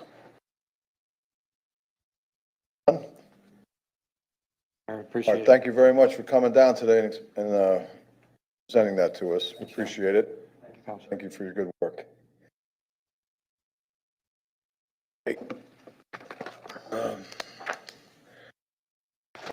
Next item is item C, which is the project update on the Boulevard, construction project update, which is our periodic update on the Estero Boulevard reconstruction project. And today it's written, there's no one here to present it to us. It's been read, it's been presented in our packets, it's been read by us. Does anybody wish to comment, or should we just dispense with this and move on? Any comments? Staff, Roger? Mr. Mayor, members of council, I just want to let you know, we've inquired to see if when the permanent paving would go down sort of in the area between Red Coconut and Publix, kind of that area that's been late for a while and just sort of pending the final. Yes. So we did inquire for this meeting. We didn't get an answer back yet. We did get a thing that would be at night, but they didn't really say what date they have it scheduled. Well, as soon as we have that, we'll share that with you. So- Quick question, Roger. Next time you talk to these folks, would you inquire, as you know, on the south end, there's one side of the street that has no sidewalks. And just recently, they blocked off the area that did have sidewalks just south of Fishtail Marina. So there was no sidewalk on either side. I assume they're going to replace the side or build the sidewalks where there are no sidewalks first and then replace the existing sidewalks. Well, at least some people will be able to get up and down the street. Could you just inquire on that? Because this may have been a unique instance where they didn't do that, but I assume they're going to work on the sidewalks that don't exist first, put those in, and then do the other side. But I just wanted. Yeah, here's what I can tell you, Counselor. They're working on half the street, half the road at a time. And their priority in terms of which side of the street they work on first is designated by where they have to put the piping in. So it's really the route of the transmission line. It's really dictating which side of the street is done first. But I believe to the greatest extent possible, they're trying to maintain some level of pedestrian movement. Can't always do that, but they're trying to do that, keep at least one side open. Okay, that's great. Thank you. And I think just south of, right in the Bay Beach area, there was a stormwater portion of that being done at the same time. So I think that further complicated the Okay, sidewalk issue. I think that's what I was referring to. Yep. Okay. Any other questions about the boulevard? We'll move on. Okay, the next item is a discussion of short-term rental duration definition. Wants to lead this out. I said Jason. come Mr. in. Mayor, Yes, sir, Roger. I'll just lead in that council had raised the question of the wording, the current code as it pertains to duration of the weekly rentals and the monthly rentals. And the perceived disconnect was that you could stay in a monthly rental for less than a month. But only once per month if it was less than a month. And for a weekly rental, there was no less than a week provision as it's currently written. The second issue that has come up, and it may have been. But only once a week. Less than a week, but only once a week. It's like the monthly, is that what you're saying? No, that's not how it reads. No. That's the Yeah, discussion. that's the disconnect, okay. Okay, and then the other discussion was trying to wrestle with this issue that we've had, that we know our definition of family is traditional, perhaps out of date. But the concern about if we modify it, A, what do we modify it to? And B, would that trigger a fundamental change in our ordinance, which possibly could affect our grandfathering? So those are the issues that I'm aware of with our current language, and there may be more that you have, but those are ones that have been expressed by council members in the recent past. Let's take one at a time. Okay, John, did you have something to add? If I may add to Yes. that, I don't want to say the confusion or some of the comments that have been made regarding the definitions of, 1 week per month or 1 week minimum more than once in a district, frankly, have come about in the context, at least from my experience, is through the code compliance process, where we have had multiple unit owners or short-term rental owners to the special magistrate and state, at least to the magistrate at the hearing, no, I didn't understand that, or it's difficult to follow. And the staff response, because I assist obviously staff in prosecuting those cases, is no, we met or we had phone conversations or email communications with the agent on numerous occasions and explained to them, sometimes in excruciating detail, what this means and how it works. My perception, this issue is being driven by violators, not those who are in compliance or who we have a good relationship with. And in particular, if you may have watched the most recent code special magistrate hearing, we had a number of cases with that exact issue. And what is driving this to some degree is the short-term rental owners placing ads on Airbnb and VRBO where they show that even though they know they're in a zoning district that doesn't allow for less than 1 week, because that's the starting point, they're allowing rentals for a period of less than 1 week in an area where from day one, the town has said you cannot have a rental for less than 1 week. And in a smaller subset of areas in the town, only one rental per month of no less than 1 week. So they're doubling up on the violation they're having. They're renting for less than 1 week and renting multiple times in that month.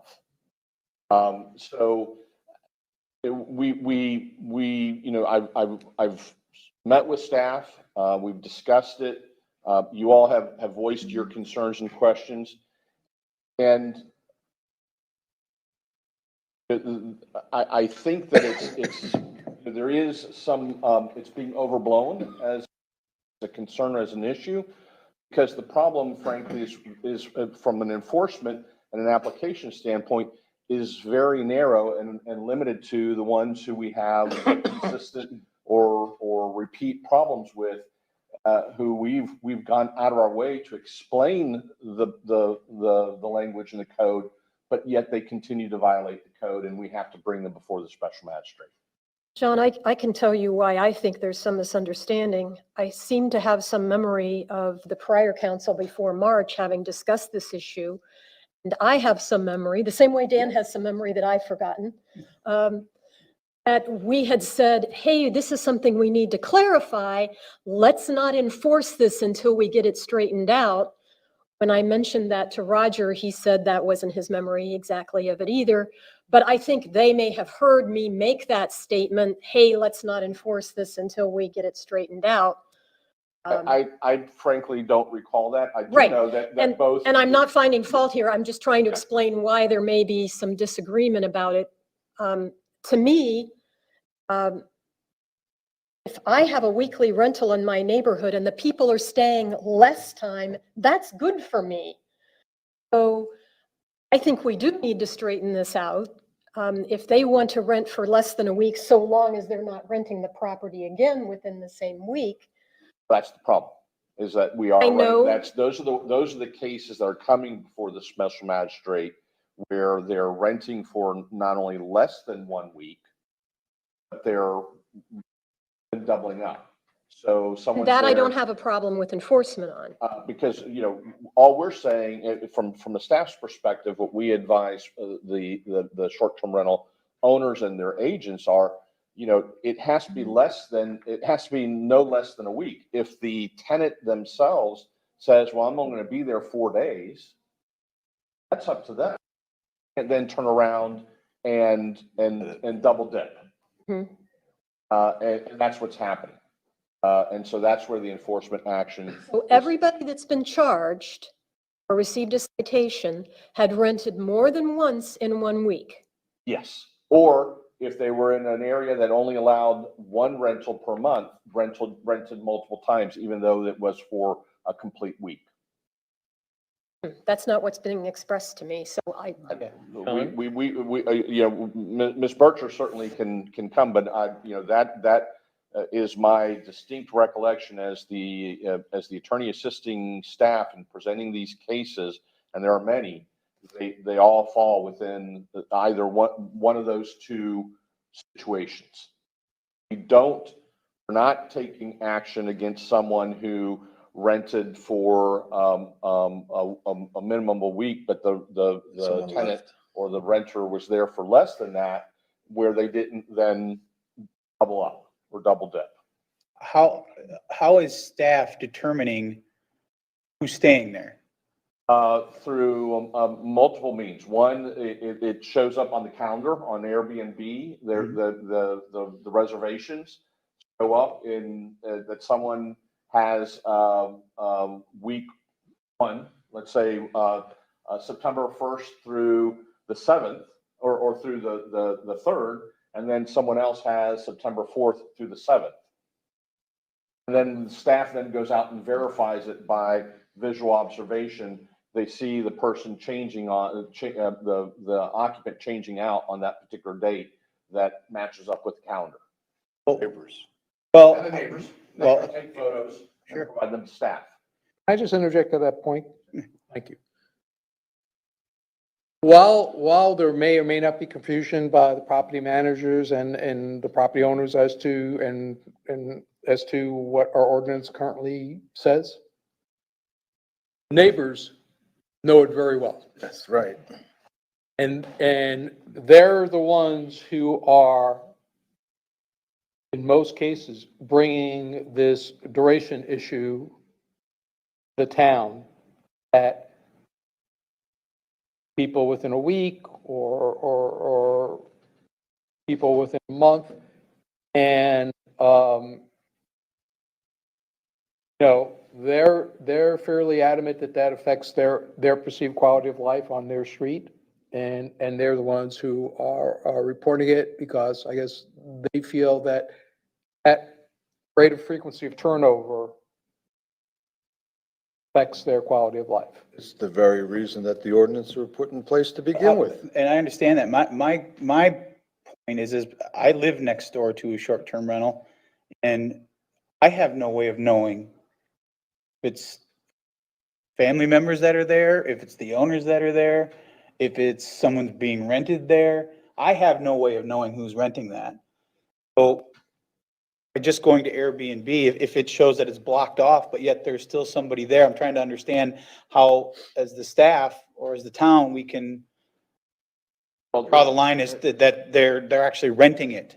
As the manager indicated, in some instances, and again, this past special magistrate hearing was very indicative because we had a number of those cases. Many of the neighbors came and testified and said, in one instance, a particular neighbor said, I went to the person who was renting, and she said, oh, we all just got off of a COVID-19 residency shift at the University of Miami Medical School, and we came over here for 3 days to party and decompress.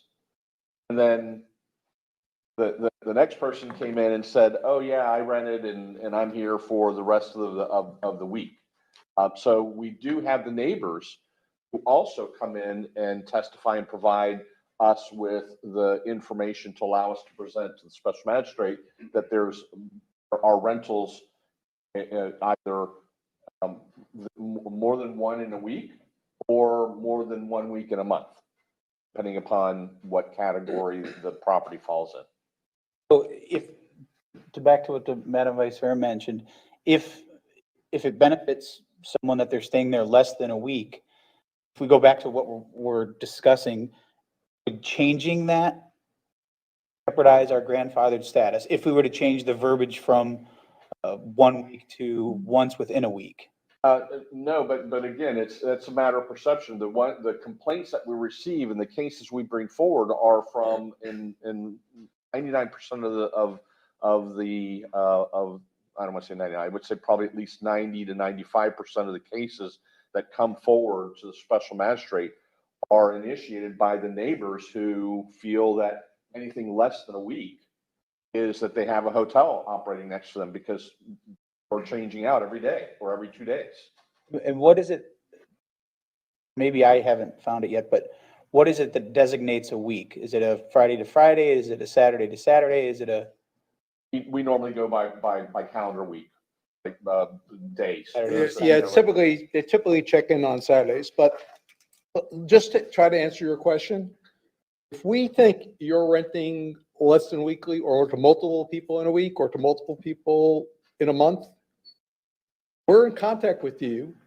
You can say, here's copies of my lease agreements proving that it's one person for a month or one person for the week. Case closed, over.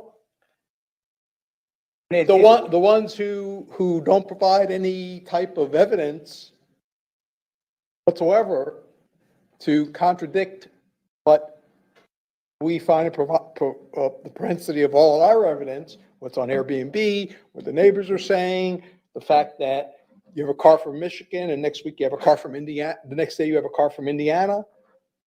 And we assume that the evidence that we've gathered seems to indicate that that's going on.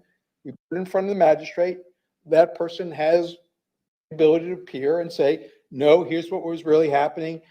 Yes, I did rent it to that person, but then that was my car from Indiana. I drove it. We don't necessarily know that, but and so they present that and the magistrate reconciled all those facts. And as Sean was saying, if you watch the meetings, still generally, if it's not clear facts, it's my observation of what she does. She says, well, now you know the rules. And if I see you here again, I'm going to treat it as a repeat violation. I just want you to be aware that it's not just, well, we say it is, therefore it's a violation. We have an opportunity to share their perspective with us as staff before it goes in front of the magistrate, as well as when it goes in front of the magistrate. I've had, of the several short-term rental companies that have reached out and I have talked to, me, it appears that they don't have the issue with the 1 week. It's the ability to only advertise the 1 week. So if they someone chooses to stay for 3 days, they aren't allowed to do that. Well, they can do that. The problem is that they're renting in the same week to 2 different people for 6 days. Which with my conversations with the ones that I've talked to so far, that's what they're doing, and they're in violation. But the ones that appear to be following the rules seem to have an issue with the fact that they aren't allowed to advertise, whether it be Airbnb, VRBO, for 4 days based on the way the world is now. Not everybody's coming for 7 days. Not everybody, they may only want to come for 4 days, but the way that the code reads is they aren't allowed to advertise, you can stay for 4 days because it has to be a week. Now, I don't know if there's, and that's where I'm trying to get to. Is there something, if that was to get changed, would that affect our grandfathered status? No, it wouldn't, but there was a particular owner and a management company that had multiple properties that came before the special magistrate a week and a half ago. They did, as the manager indicated, they gave their calendar, and ironically, one of the calendars for one of the properties validated what staff was saying, is that they'd have rented multiple times in 1 week in violation of the code. And their calendar showed that they were all weekly rentals, and therefore the special magistrate dismissed that case. So they do have the opportunity to provide it to us before it ever gets to the special magistrate. In this case, we asked, well, why didn't you come to us first and provide us this information? And they said, well, we just decided we wanted to come before the special magistrate instead of talk to staff. That's obviously their prerogative. And that was one of the issues that was identified, where the ad said minimum stay 3 days, as opposed to minimum stay 7 days. And I think it's a matter of perspective.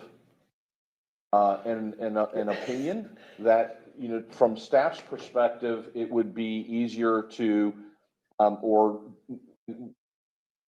staff believes that there would be less violations of that minimum stay requirement if all the ads said minimum stay 7 days. Now, whether or not the person who rents elects to stay for less than 7 days, that's their prerogative. And we're not saying that they can't do that, but the renters, or the agents or the owners then can't rent again. What, in fact, one of the renters outright said is that by saying less than the minimum stay, less than 1 week, we get more people inquiring about renting our units. John, could I just ask a question? Yes, sir. Technical question on how you're enforcing, but how the ordinance is technically written. If I rent, or I advertise for 4 days, and I take a renter for 4 days, don't rent again during that 7-day period, am I in violation of the ordinance? Yes, sir. I got a question on that too, John, because I thought the minimum period was a week. If they rent if it's not being rented again, then it's not that the minimum, that's not being violated. Not how you're enforcing it, but how the ordinance is actually written. Am I in violation if I advertise and rent for 4 days? Am I in violation of the ordinance? I can only rent that one time during that 7-day period. I believe the answer to that, and not to get into dispute with the attorney, but I mean, if you turn to page 10 in your kit, read the center column under lodging, a reprint from the page in the Land Development Code. It says, for the restricted zoning, rental of any permitted dwelling unit to a single family during a 1-month period with a minimum stay of 1 week. So that's 1 week. How about that? You can't be minimum of 1 week. And you go to the next bar across, it's labeled limited. In the center column under lodging, is rental of any permitted dwelling to a single family for a period of 1 week or longer. So there's nothing there that I'm seeing that says less than a week. I think too. So your answer is yes, you would be technically in violation of the ordinance. Is that, I'm just trying to understand. I read the words as they are. I would interpret it that. So you're saying yes. I'm not an attorney, but I would interpret that to read that way. Okay, I'm just asking because you can say you're enforcing it one way, but if everyone interprets that as being in violation, then a lot of folks aren't going to go there. And as the vice mayor just said, you know, if I'm very sensitive to having more than one entity per week, but if that entity is 3 days and it lies fallow for 4 days, that's not necessarily a bad thing. I'm just wondering if we need to, as Councilor Aller said, if we just need to tweak that a little bit, have one entity, no matter how long it is, just for that week period. And I know that I'm going back to what I would say the enforcement issue is. Enforcement is complaint driven. If no one else, someone rents, let's say they sign a lease for 7 days and they only stay there 5 days, they leave. No one else comes in either the remainder of those 2 weeks if they're in the 1 week minimum once a month, or 1 week minimum multiple weeks in a month. We're not getting complaints. So we're not reacting to so that may never, and to your point, we may never get to the point of saying, oh, well, they're technically, or they're in violation of the code because they rented or they stayed for less than a week.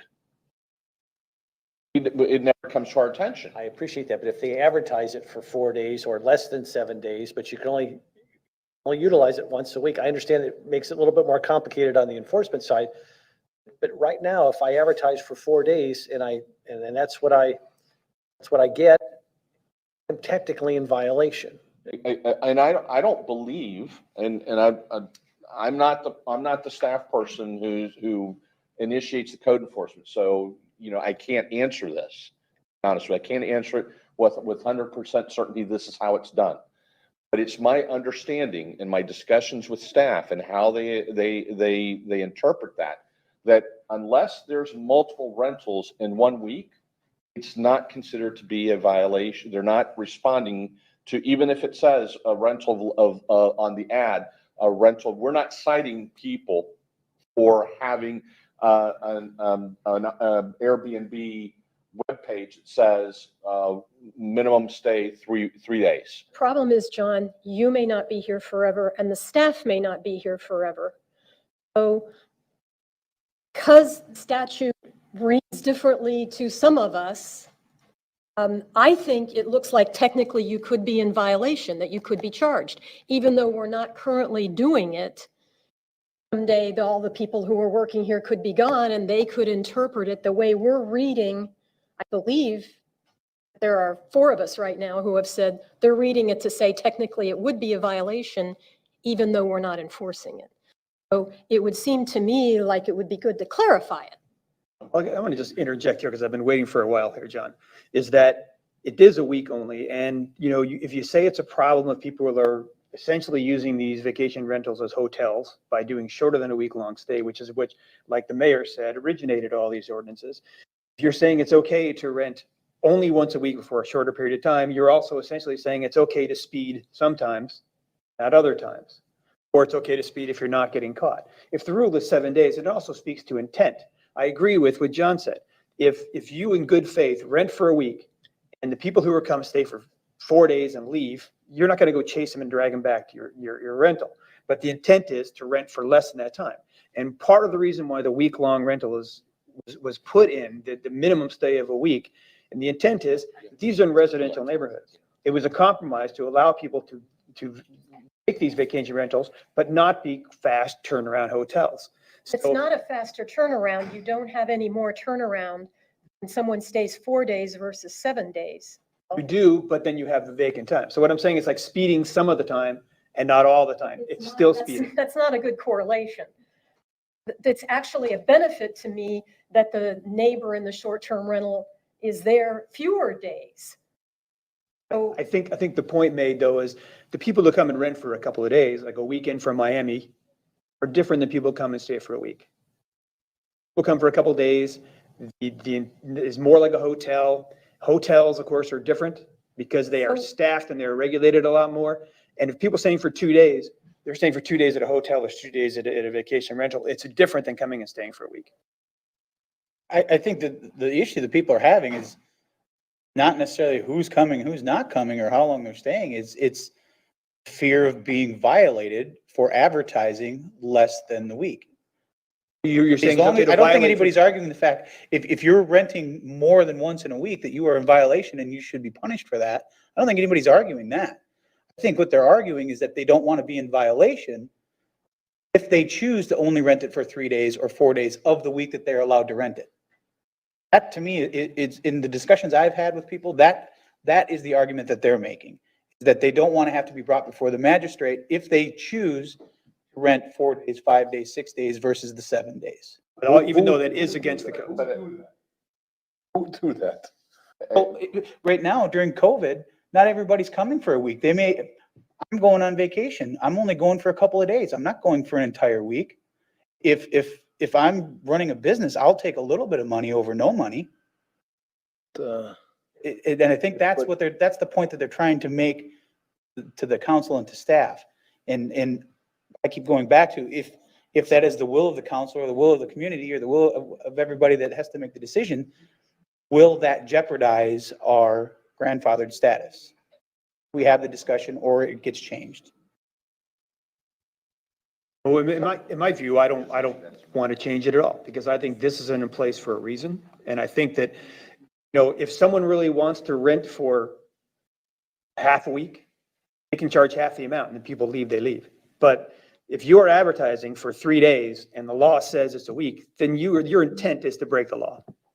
Could you just repeat that one? Because you confused me there. You're okay with them renting half a week or No, regular? if the intent was, it's a weekly rental. Going back to the thing about how, maybe it's kind of a poor example, but is that if someone comes and they rent the place for a week and they leave in 5 days, there's really not much enforcement or anybody else can do, but they're paying for the week. So if someone paid less, if they, while they want to get the place, you know, if they want to get that, capture that market, they rent it for 7 days at a lower rate until it makes sense for people. But I know VRBO, you go through and you say, and I'm saying it's a way they could do it, necessarily ethical, but you go into VRBO and you say, you know, you want a 5-day rental. If it's a 7-day minimum, it won't come up on the search. But you'd be okay with a 7-day rental at a discounted price and not have it, knowing that they wouldn't stay nudge, nudge, wink, wink, 3 or 4 or 5 days? No, I wouldn't characterize it that way. I'm not trying to put words in your mouth. I'm just trying to understand that nuance, but that's where the confusion, I think, comes in. People are trying to comply, and then all of a sudden they become they violate the spirit of the ordinance. I just think there's a lot of confusion out But there. if it's a minimum weekly rental, and they are advertising for a 3-4 day rental, then they're advertising something that is against the law. Currently, that's what I was trying to get from our town attorney. Yep. If I may, I understand the discussion and wording in the ordinance. We as staff, we understand that. I just asked Ms. Bircher, are we issuing citations to people based upon our review of, independent of a complaint, of us just going through Airbnb and seeing someone have an ad for a rental of 3 days or less? Her response was, no, we are not. The enforcement of the short-term rental regulations, 99% of the time are complaint driven primarily by the neighbors. And then we verify, we use as inferential proof that they're intending to rent for less than a week, all the totality of the information, including in some instances, the ads that they have, because some of the ads do say, 7 days, minimum stay. But we're not citing someone, either a vacation rental owner or a manager, for simply having on their webpage stays for minimum stay 3 nights, as opposed to minimum stay seven nights, 6 nights, 7 days. So it's the issue is now, if you want to say, hey, let's just simply say minimum stay of 7 days, where it's going to come into play and where it's going to be an issue primarily is in the category where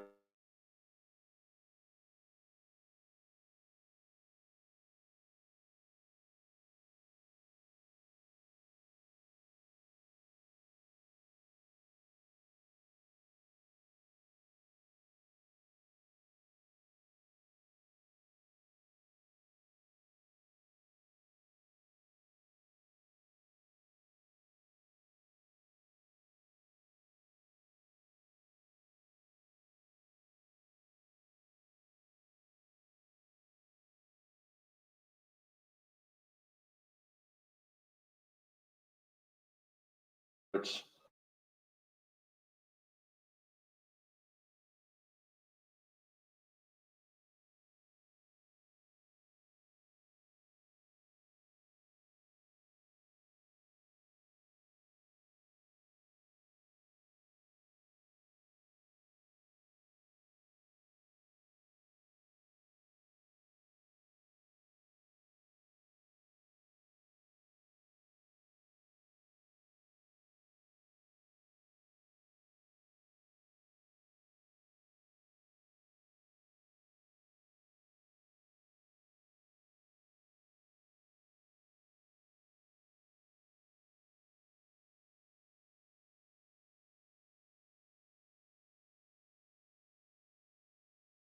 in our ordinance should follow the path that we are taking. So you should, the way of enforcement should change the No, ordinance. I think that we didn't write it correctly the way we intended that when we first did it, personally. The ordinance itself should show the intent, right? So, I mean, I think that's what the vice mayor is saying. We just clean up the wording of the ordinance to make it, to really zero in on it, make it, as plain as the nose on your face. And it would take a lot of the doubt out of it, right? Understood. So we are absolutely clear if the majority of the council is telling staff to revise the ordinance to say that in a weekly rental zones, it is permissible to have less than a full week as long as there's not doubling up.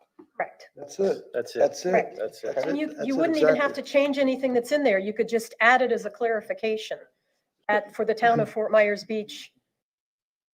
Go ahead, I'm sorry. For the town of Fort Myers Beach, a week means that you can't rent it more than once during that weekly time period. Than any 7-day. 7-day period. So However you want. let's, Yeah. let's be clear, we're talking about, right now we're talking about the weekly, not the monthlies, right? So let's just be clear about that Right. bifurcation. So, because people are watching this and we don't want them to leave with the wrong idea. And we're making the distinction of once per week versus for a week. Correct. And That just, would be, it would, instead of for a week, it would be once a week. Just to be clear on the record, I'm disagreeing with that. I think that the ordinance is written as it is, and just because they're enforcing it a certain way, we don't really do that good of a job enforcing dogs off leash. Doesn't mean dogs are not allowed off leash. We should change the ordinance. Same thing with e-bikes on the beach. We made those ordinance for a reason, and I think we should stick with the ordinance. Plus, if we are going to screw with this, then we risk losing the grandfathering, and with the Said way it three is. times that it doesn't. Right? He's been asked that question and he said 3 times it doesn't risk the grandfathering. He's talking about writing an interpretation and not changing the ordinance. John? The statute says that you can't adopt any regulation that restricts the ability of someone to have short-term rentals based upon zoning districts. We're not doing that. We're just simply clarifying the limitation or the minimum stay requirement.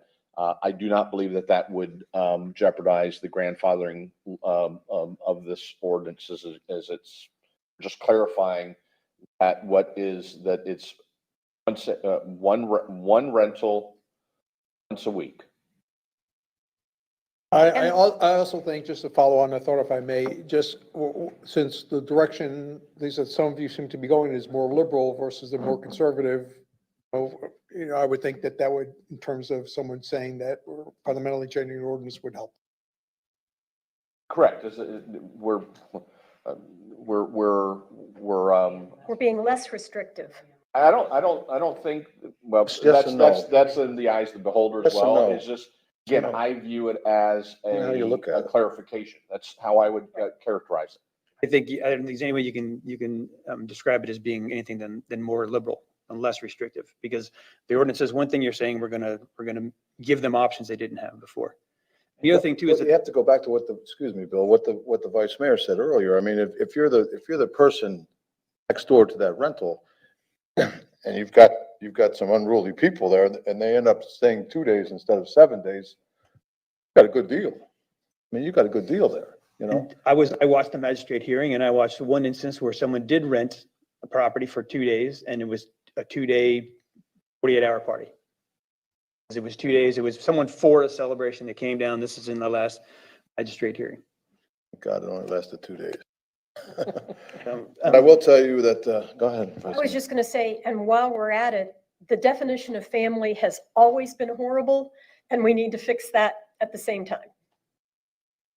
I would also say, I've heard, probably like all of you, I've gotten emails from people who have multiple vacation rentals on the island who really want to have this. But I've also heard from a lot of people who are full-time residents who said their streets, if they're in a weekly rental area, are being eaten up more and more of vacation rentals. There's fewer and fewer people who are living there.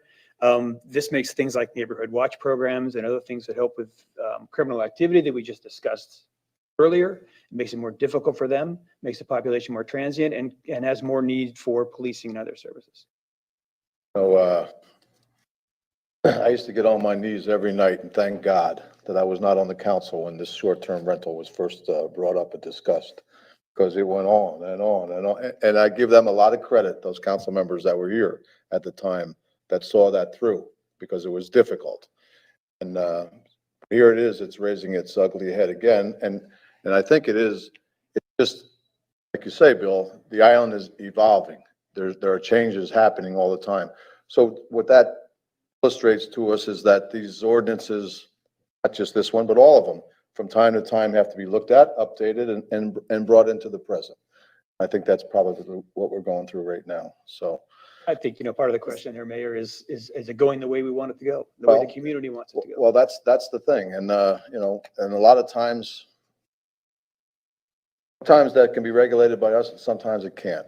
And sometimes the market just drives it and we have to kind of ride along with it and the best we can result of that. So, Just for direction to John, does anybody else agree we need to change the definition of family? I just was curious, John's opinion of our exposure with the existing definition. Do we have some potential challenges? Well, and as we're talking, Answer is yes. a resident has probably sent all of you all a text or an email referring to an attorney general opinion that talks about the issue of grandfathering. And it says, section 5090327B statute allows the city to regulate vacation rentals so long as such regulations do not prohibit them or limit the duration or frequency of rental. And it goes on to say, you ask the particular city, you ask, however, whether enactment of a less restrictive ordinance that would permit vacation rentals where they are now prohibited, allowing resort housing units and other zoning districts would eliminate the grandfather protection of remaining ordinances that deal with vacation rentals. In that case, the Attorney General opined, yes, it would. However, I think the distinction that we're talking about here is we're taking an existing regulation in an existing district and clarifying it. We're not opening the ordinance to include additional areas or durations that trigger the state statute preemption as explained by the Attorney General opinion. I will look into the matter further. It's my preliminary opinion, as I have already stated, is I don't believe it jeopardizes the grandfathering provision, even under this Attorney General opinion. And I would also point out that to your direction, this is going to go to the LPA and it's going to come to you all twice for public hearings. It will be vetted, and during that time, we'll make sure that as we move forward, that you all can in fact do this without jeopardizing the integrity of the regulations as they currently exist. Forgive me, John, that wasn't my question. Is the existing or the current definition of family, do you think that creates some exposure for the town? No, the definition of family is in another section of the code and the statute You're misinterpreting his question. He's asking, should we change it? Is it No, not that's a my good point, definition? Is the short-term rental makes reference to the definition in another section of the code. And that's the definition that we would be changing. There's not a definition in the short-term rental regulation for family. It says a single family. And not in the table, but in the actual body of the ordinance, it says as defined in section blank of the LDC. And this has already been discussed. The prior council, we brought forward as staff a proposal to make the definition based upon the occupancy load of the structure. And the previous council, after thinking about that through the course of at least one MMP meeting and a couple of council meetings, said, leave it the way it is. You obviously can relook at that, but that was staff's suggestion, including legal, that was a appropriate definition to substitute and wouldn't jeopardize the integrity of the short-term regulation. Okay, John, I think you're going off in a direction, Maybe, Well, I to mean, me, the current definition of family is discriminatory, the way it's written, as it relates to short-term rentals. If you've got a bunch of gay guys who come here to have a vacation together, they don't fit in our definition of a family. and And we're currently not enforcing that, is my understanding, again. We're not enforcing that definition, and that's why the idea of a definition or is it related to the number of people who could occupy a short-term rental is based upon the occupancy load of the structure. Every building is rated for, so we don't have this issue. That was the alternative that staff suggested. And I'm saying I think we need to do that. I'm not disagreeing. Okay. I'm telling you that that prior council said, no, they didn't like that as an alternative. If this council disagrees, we'll bring the item back. I remember having extensive discussions with the manager about it before it was brought before the prior council. Well, I remember at the time that it was my opinion at the time that we needed to change it, and maybe I was in the minority at that point. I don't remember that.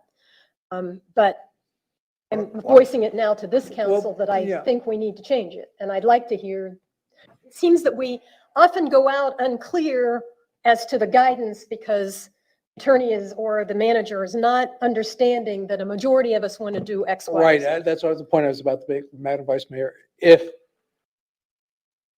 right now, by a reference, the short-term rental occupancy is capped by our definition of family, whether you like that or not, we'll set that aside for a second. Question is, do you want to redefine occupancy? Or you want to continue that reference? That's really the issue at hand. Mary, the vice mayor, saying she doesn't like the definition of family and she would like to redefine occupancy. I don't know if any of you are also on the same. wait a minute, Roger. Okay. It sounds like we're enforcing this ordinance based upon what John referenced was the desire of some on the previous council, not with the current way that the ordinance defines family today. So all we're saying is that the ordinance should reflect as to how we're actually enforcing. Well, I think the fact of the matter, Counselor, is that, let's step back and understand, we don't have the right to demand IDs from anybody.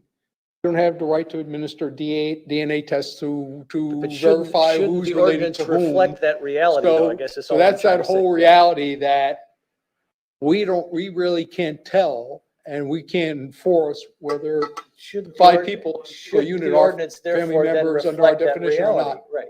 Well, I think clearly everyone in the room at this point should understand that our definition of family has sort of lagged behind current times. I think everyone would nod their head yes about that. And problem really has been is that the council has not been able to reach a consensus on what the alternative is. Consequently, we fall back to what we have, which is this definition of family, which I think we would all say is somewhat lacking. So question really becomes, does council want to dive into the issue and find a way to redefine occupancy that you're comfortable with? And if you are, then we can do that. Well, that leads me to then the word family in general. Is it necessary to be in there? Well, it's there as a backstop for against unlimited occupancy. Or wouldn't it be based on the occupancy that is for that building? Well, that was one of the things that was proffered when this was last discussed, and that didn't get traction by that particular moment.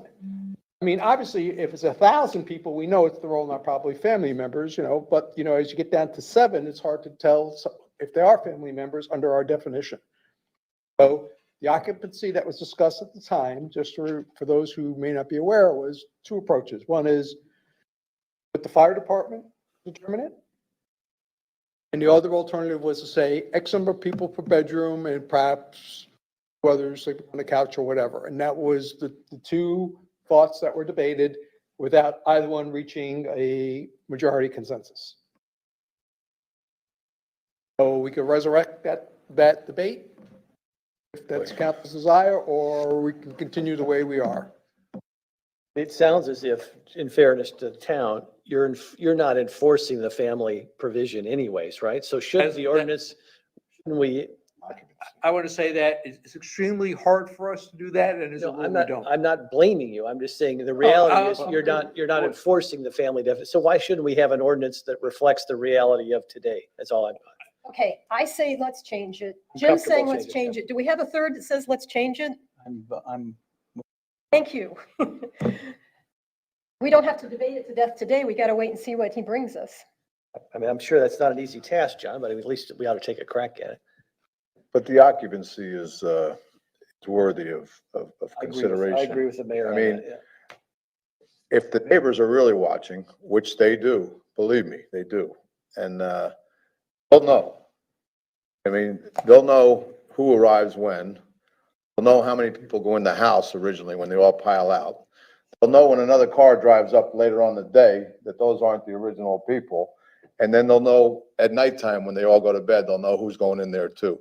So they will police it. And if they have an idea of what the occupancy level is on that house, we'll keep an eye. And That's who, once we make the change, we modify our registration documents to say max occupancy. Exactly.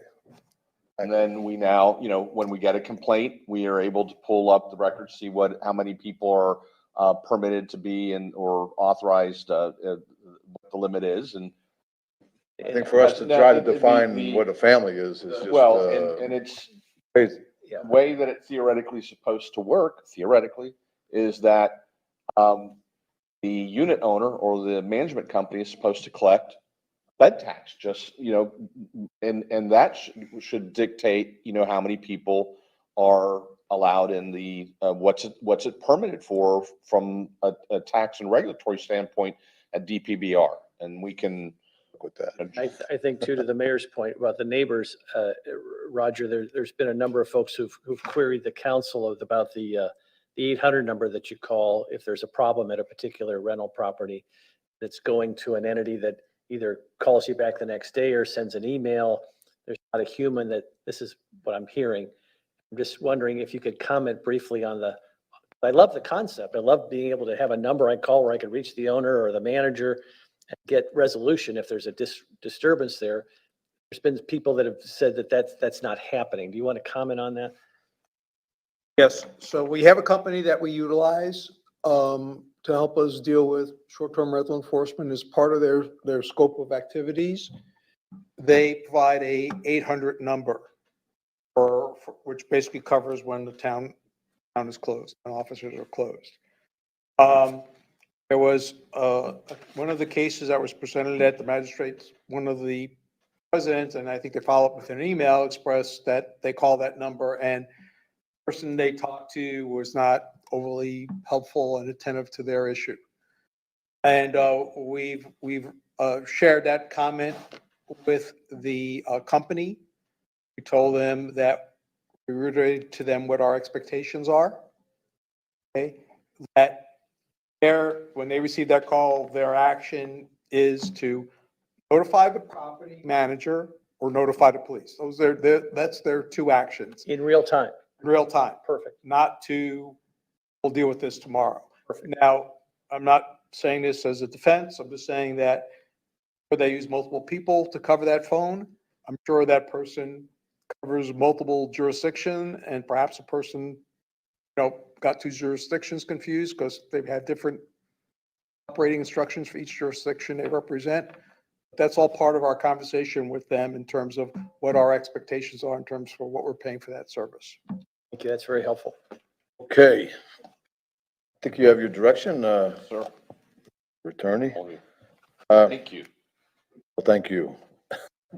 Okay, the next item is E, which is special event LDC changes. This is to a discussion of the LDC section and changes to simplify and streamline existing process. By way of introduction, Mr. Mayor. Yes, sir. This was an issue that was raised through our process, I believe, by the vice mayor, and there was consensus at that time through a prior MP for her to work with the staff to see if there were rooms for us for room for improvement. Our planning professionals work with the vice mayor to identify redundant language, language that was not unclear, and a variety of other issues to make it easier for public and not-for-profits to avail themselves of our special event process. Those are being shown to you in a blue line, I guess. I was going to say red line, but a blue line. Give you an opportunity to see if there's any violent objection with anything here. If not, we would then begin to bring this back as a revision to the code. Now, Madam Vice Mayor, you may want to add some additional thoughts to that. Yeah, just a couple things I would add.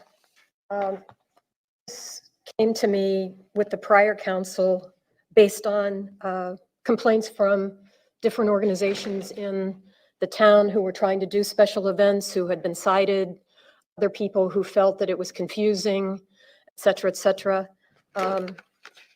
I want to thank Sarah, who no longer is with us, Sarah Probst, and Patty Prevost, who is still with us, worked with me on this extensively. And it was great to work with them. Sarah was very knowledgeable about different towns and gave a lot of great suggestions. So she came at it from that perspective. And Patty came at it from the perspective that she's the one who has to process the application, so she knew where it bogged down there.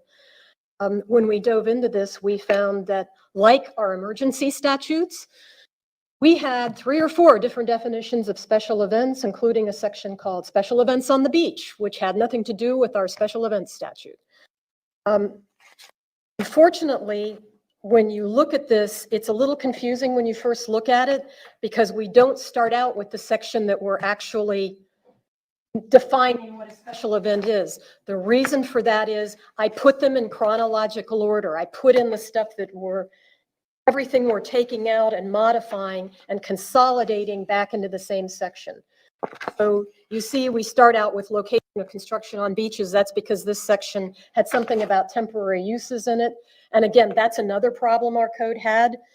There was confusion between temporary use versus a special event. It was not clear about what was what, and people sometimes applied for applications for both.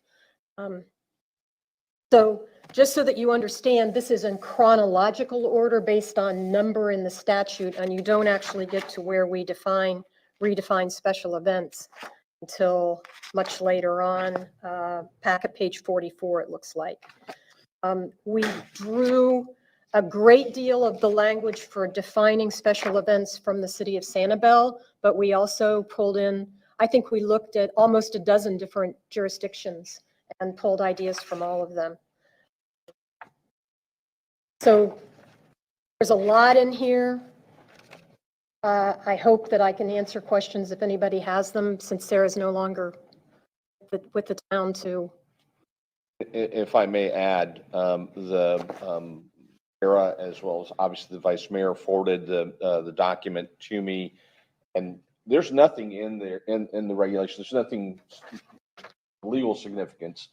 It's just a matter of if you decide, if you like what you see, we'll obviously put it in what, the traditional ordinance format, but it's still going to be a fair amount of fragmentation because, as the vice mayor has pointed out, it's regulations are strewn across multiple sections of our code. And the idea is that it is to consolidate them. So maybe, hopefully, when it gets to strike out and underline, it'll be easier to follow. But as a threshold, do you like those changes that staff and the vice mayor has worked on? And we'll then put it in the proper format for submission to the, I believe that because of some of the current regulations exist and they involve what's called the use of land. It would go to the LPA for review and recommendation before coming to the town council for first and second reading. Part of the idea was that we didn't want people who were doing things that didn't disrupt or need town involvement to have to come and get a special event permit.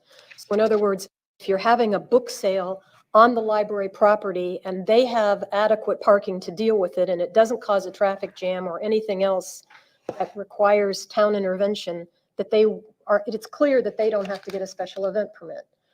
One thing that it does add that we haven't regulated before, and we had a lot of discussion about this, is we have not regulated garage and yard sales previously. But that went in under temporary use, not under special events. Most jurisdictions do regulate those under temporary use, and we had never done so. But I don't believe that we require a fee, if I remember correctly. Well, right now, in way of fees, we're recommending that if it's a residential type of event and doesn't exceed 24 hours, there's no cost. I just have one question about, at the beginning, you've got temporary use permit crossed out and special events permit put in. What page are you on? Page 38, section 6366. Okay, B. You've got, just trying to get clarification. So if I want to have, using your example as a garage sale, yard sale, whatever, but I need if I'm having a temporary tent, would I need a special event permit as well as a? this section is just about location of construction near beaches. If you go up to the top where it says section 63-66. Okay. So this is just if you're wanting to put a tent on the beach. But it would be So you would need a special event permit. and a temporary use permit if you're doing some sort of other activity. No, we've crossed out temporary use.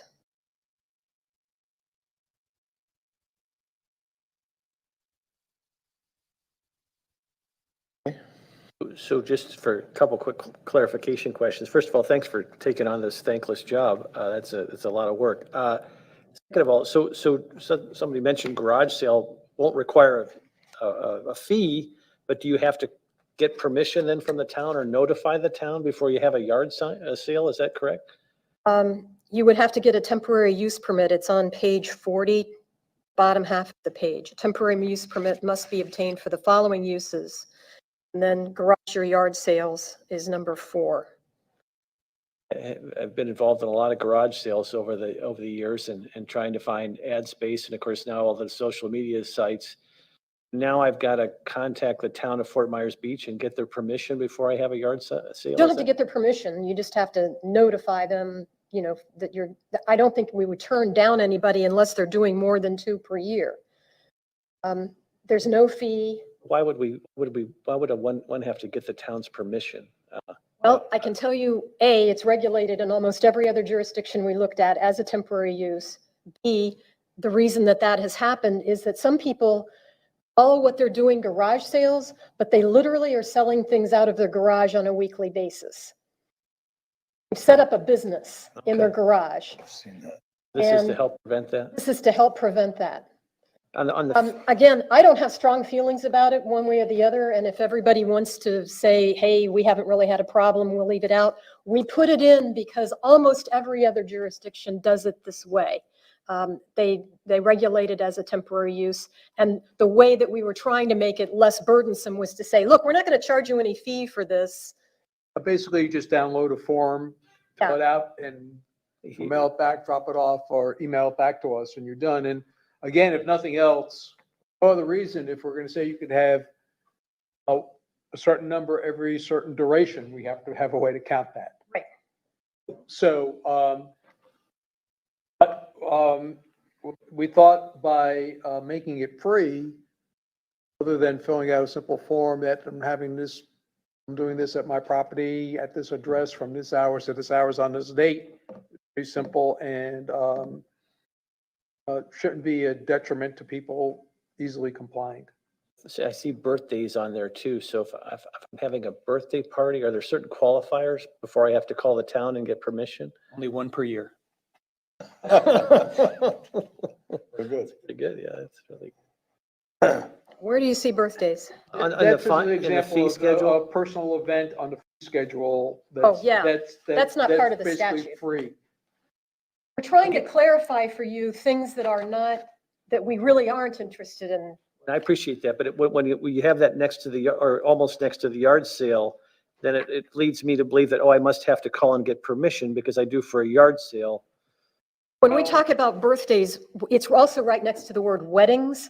And currently, people complain a lot, at least because I've been working on this. I've gotten a lot of complaints from people about how difficult it is for them to go out and do a simple wedding on the beach. We made them jump through all of these hoops.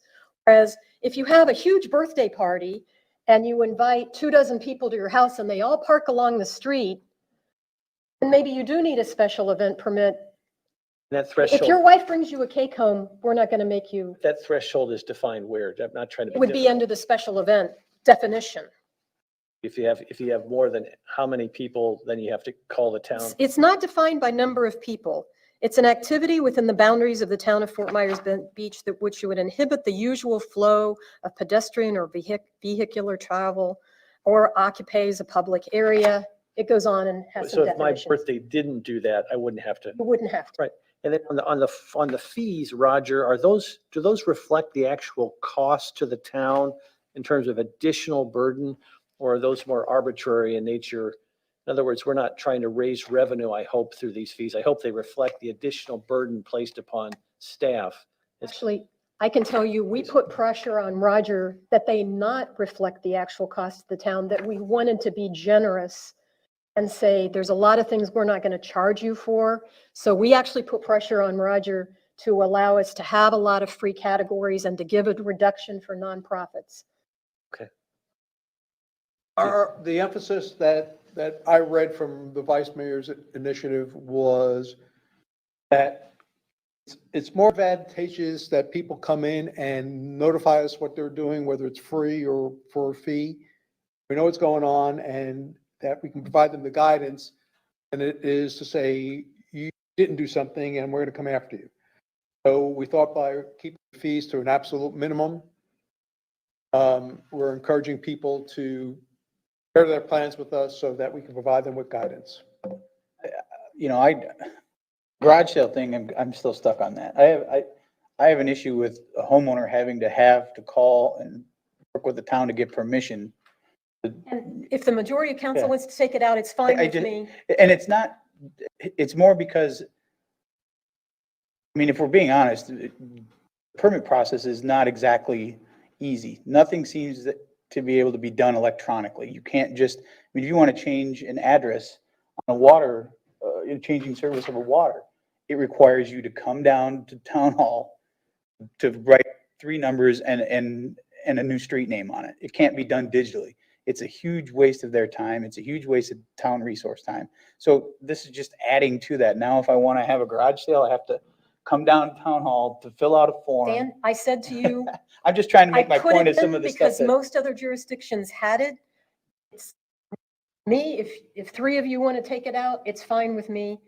It just gives the town a way to regulate if someone's abusing their neighbors by having lots of. And I don't think people would have an issue with telling the town what they're doing if it was easy for them to do. You know, if it's the middle of season and I'm on the south end and I have to go to town hall to fill out a form to have a garage sale that weekend, I'm not gonna be very happy. Mhm. If I could log into the town's website, fill out the form and submit it, and within 24 hours, I get And something back. that's it'd be something we could different. work on after we get this passed, but we Yeah, can't create the form well, until after we have. Let's be the- clear, no one has to come to town hall right now because the doors are locked, except when you guys are in session. So let's be clear about that. We try to get all our forms online so people can just download them, fill them out and send them back to us. People who are not technologically advanced, we have a small segment of population who can't do that. So we'll take an email if you give us that basic information, even if you know, whatever, then you have people who, they're still on hardwired landlines, You just deal with those people. But the real point of this is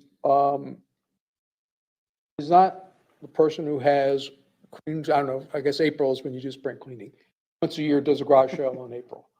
It's the people who, as Vice Mayor mentioned, or someone mentioned was, to do this on a regular basis to the point where it's disruptive to the neighborhood, because it is a disruption with cars coming in and parking all over the place while they're looking over whatever it is you're selling. So, there's a process problem. That doesn't mean that the ordinance is bad. It just means we have a bad process and we need to fix it.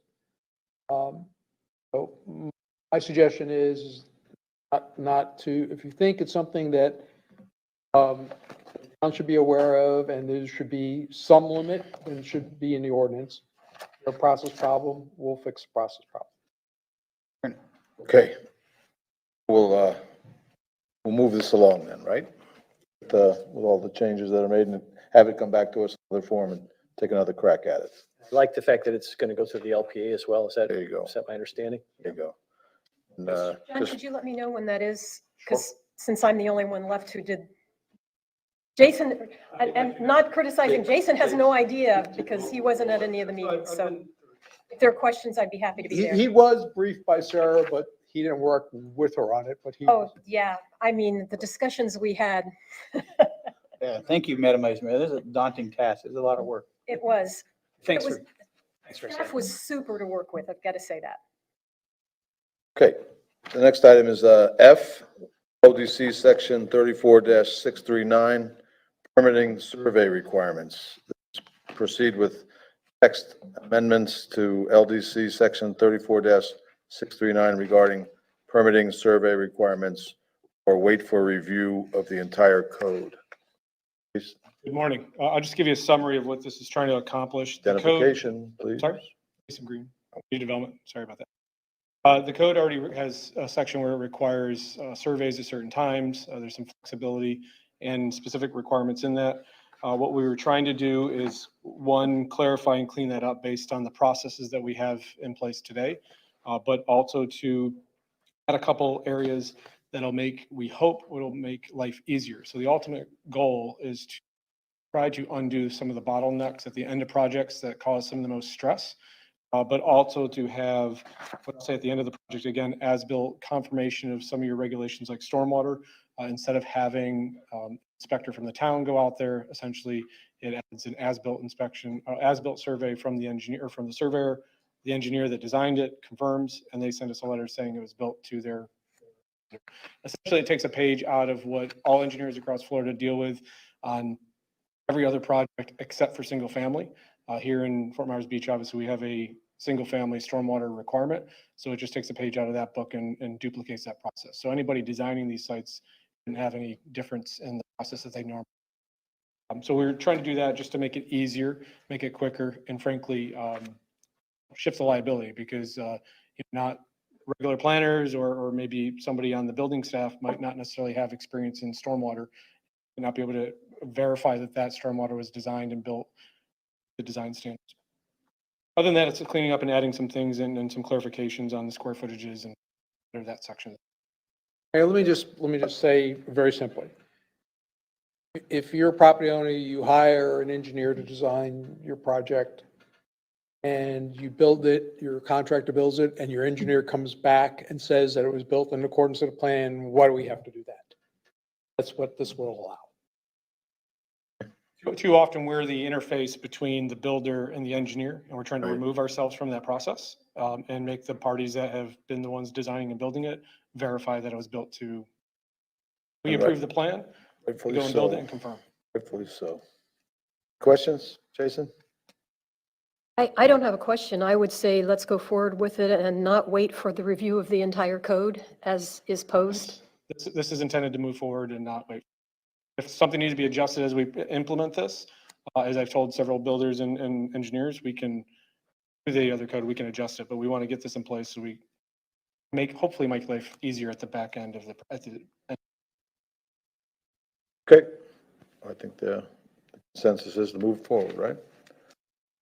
This Is that will a yes? be, Yeah, That's a yes, right? well, I'm not hearing any audible responses. Yes. There's another yes, there's another yes. Okay, that's- thank So you. just so you know, the intent will be to be on this month's LPA, and then I hope that your first reading will actually be on the 21st, unless we bump it to October. You have down here driveways, so if someone changes their driveway, then they have to have a process done, surveys, engineering.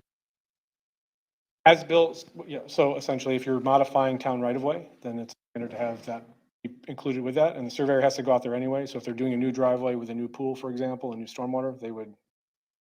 Just to be clear, you're afforded the same right under the building code. You can hire your own inspector.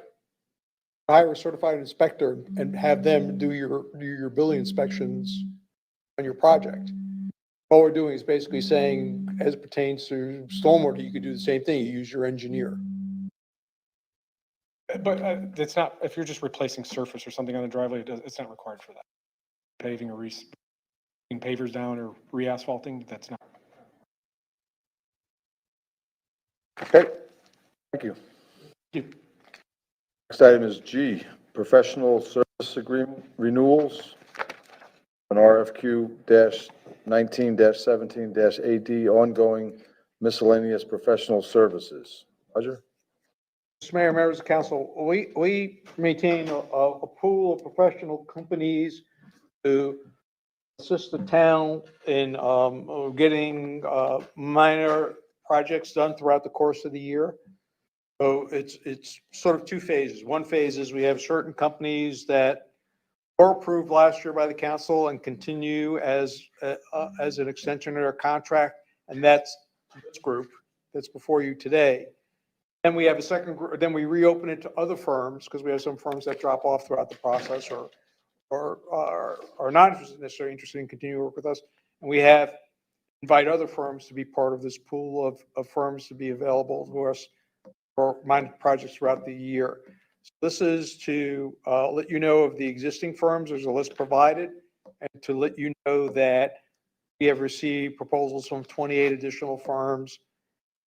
So if those become approved by the council at an upcoming meeting, then the list and those firms would then be part of our pool for the upcoming year.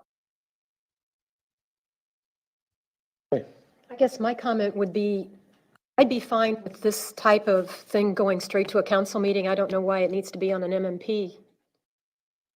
Well, we kind of talked about that internally, and because we had 3 new council members, part of council, we weren't sure how familiar they were with this process. We wanted to sort of use this as a way to introduce them, so if they had a question, they could ask between now and the time comes back to town council for approval, so we don't have to go through sort of that educational process at the council meeting. And Bill was out of the room when you said that. That's all right. Bill, I asked, Bill talks to me every week. We have a regularly scheduled appointment, so we go over all I asked that. why this was on an MMP, a town council meeting, that we could just go ahead and approve it, and he said he put it on an MMP because of 3 new council members in case you guys had questions. Okay. So that means in the future, you won't have to put these on MMPs because they'll be familiar with the process. Okay. Official no? Okay. All right, next item is the fleet purchase, trade-in, and purchase of the pallet truck. Roger? Right, so our first look at this was we recognized we needed a pallet truck, and then as part of that decision-making process, I'm always careful about adding vehicles to the fleet. I said, I always ask the staff, if we bought this, is there something we could eliminate, or the fleet doesn't just continually grow as we identify these needs?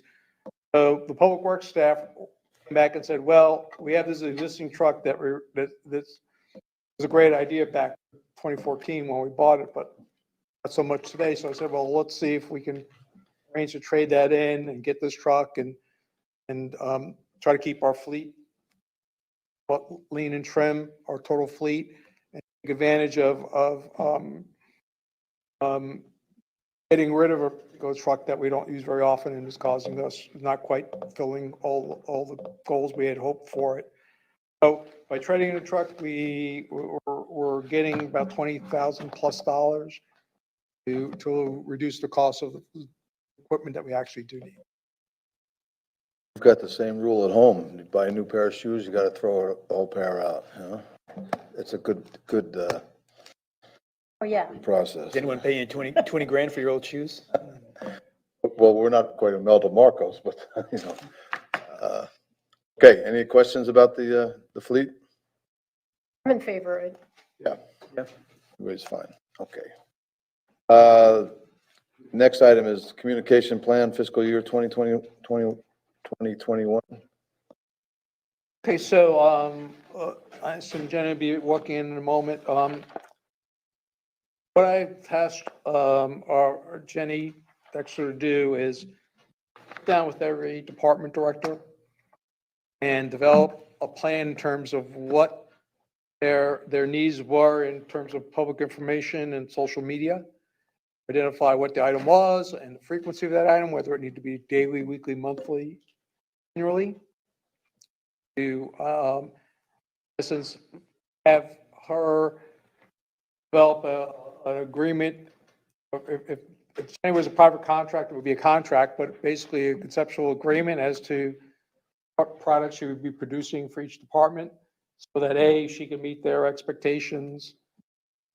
They knew that we wouldn't have a case where they said, well, I thought she was doing it, and she said, well, I thought they were doing it, and get all that identified sort of on one piece of paper. So everyone knows what the work plan is for the upcoming fiscal year. So in addition to working on new website, the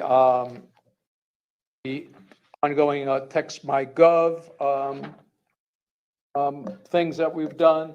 I think most of you have seen our new weekly newsletter that we're putting out every week. Prior, we only had a once a month top 10. Now we have a weekly newsletter that we're sending out electronically every week. Those things, of course, will continue. Incidental issues that pop up, of course, will continue, but this was to share with you the understanding between Jenny and her colleagues as to what she will be working on for them throughout the upcoming fiscal year. And basically, those of you who support bringing the PIO position on board show that it's a very full, robust schedule in terms of things that she'll be working on. And this represents a lot of the things that the directors never got around to because they were so busy doing other things. So if you have any questions, he's here to answer those. Questions? I actually have a couple questions, if I could quickly. The weekly newsletter that you just referenced, is that sent to members of the council? Because I've not seen it. How is it disseminated?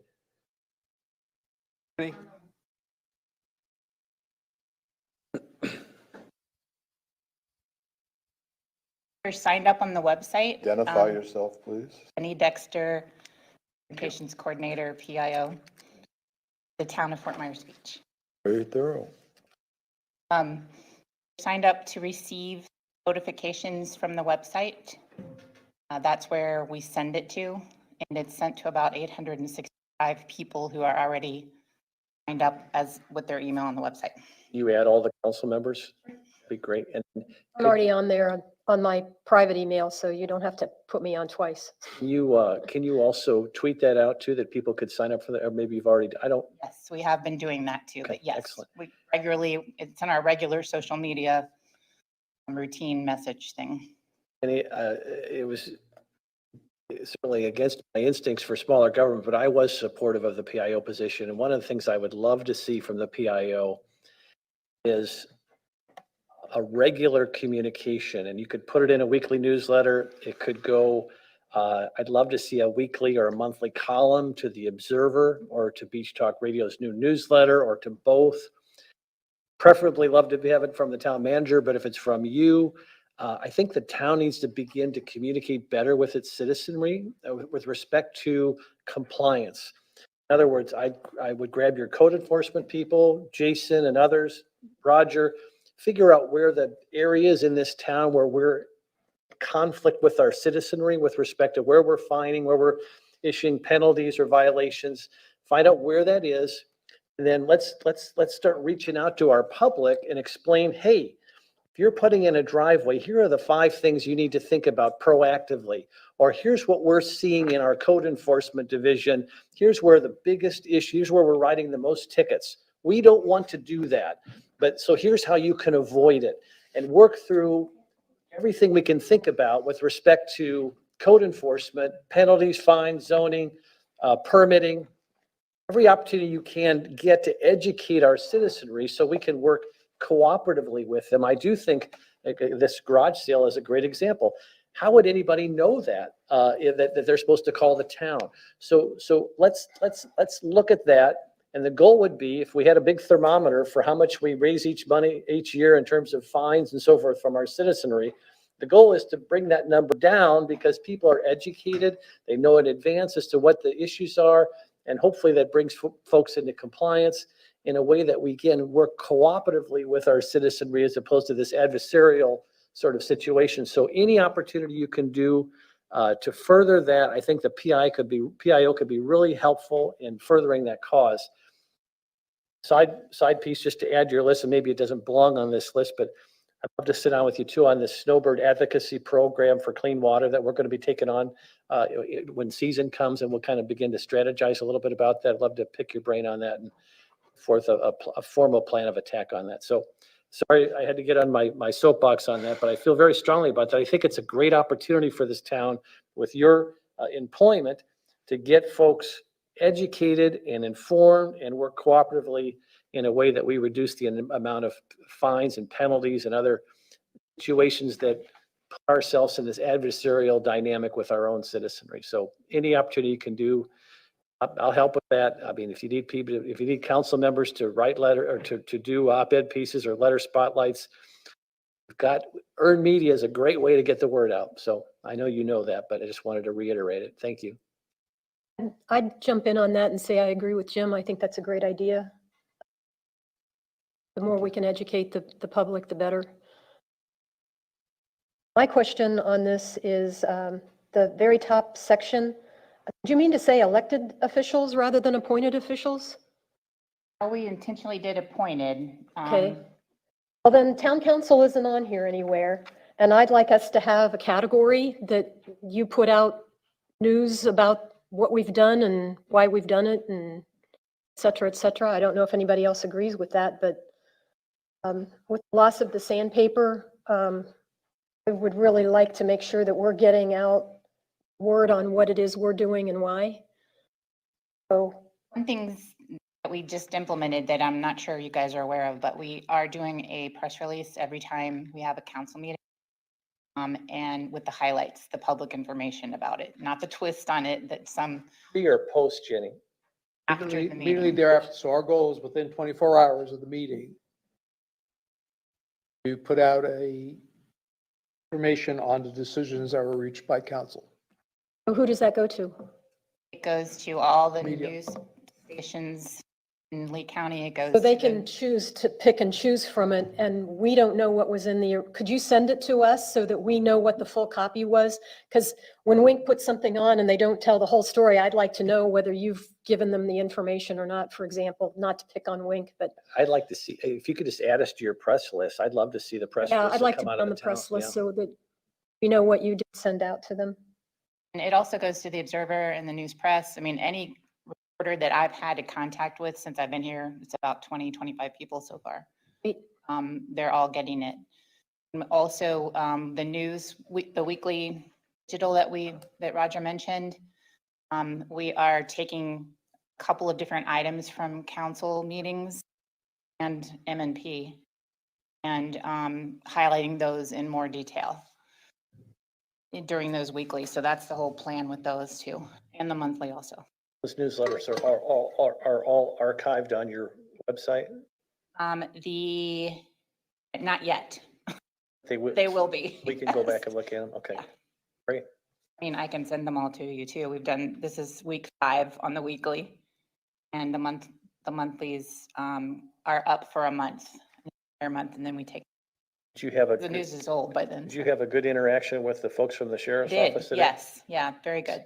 We've already emailed back and forth, so that's good. I've started a relationship with the fire department too, the PIO for that, so. So y'all know Mayor Murphy had to leave and asked that I take over the meeting, so not I'm not just taking over. He asked that I I do also that. have to catch a flight, so Okay. I have to duck out now as well. Well, we still have a quorum. Okay. What Workshop, we don't need a quorum. That's true. kind of usage are you getting with this Text My Gov? We have had, as of end of last week, about 1,000 texts just between July 1st That's great. we launched. We are promoting it more on social media, and I just did a press release that I'm hoping will be picked up. We'll see. And we'll be doing that more and more as the time goes on. We also have the little widget in the corner of the website. I've noticed this week especially that people are asking questions that aren't on our frequently asked questions on the Text My Gov. So as soon as I get a question that we don't have programmed yet, I program it into Text My Gov. So I'm really excited about how well it's launched. So you have the floor. Would you just take a second and explain Text My Gov in case anybody's still listening? It's at phone number 239 FM Beach. It's our very own phone number. And actually Text My Gov had never done a vanity phone number before. So we're the first town, city, municipality that they've worked with that has a vanity number. Which came with its own challenges, but that's okay. We got it done. So, and what it is people can text that number. And just all they got to do is text hi, or really any word will bring up an introduction and will tell them more words to text or whatever information they want. For instance, they want to know if the beach is open. You just put in beach and it comes up with information about, yes, we're open. We are requiring masks if you're if you can't social distance. And here's the access points that you can get to. And beach walks also are programmed in there. So it's a way for people who use texting, which we know most people do, be able to get quick information 24/7 and not have to interact with the staff.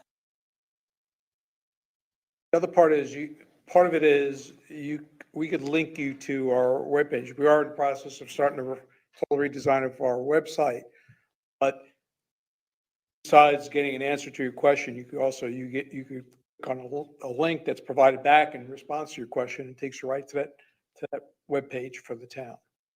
Okay. It's not completely filled out yet, so we're continuing to evolve and we will continue to. We can also we can do it very quick.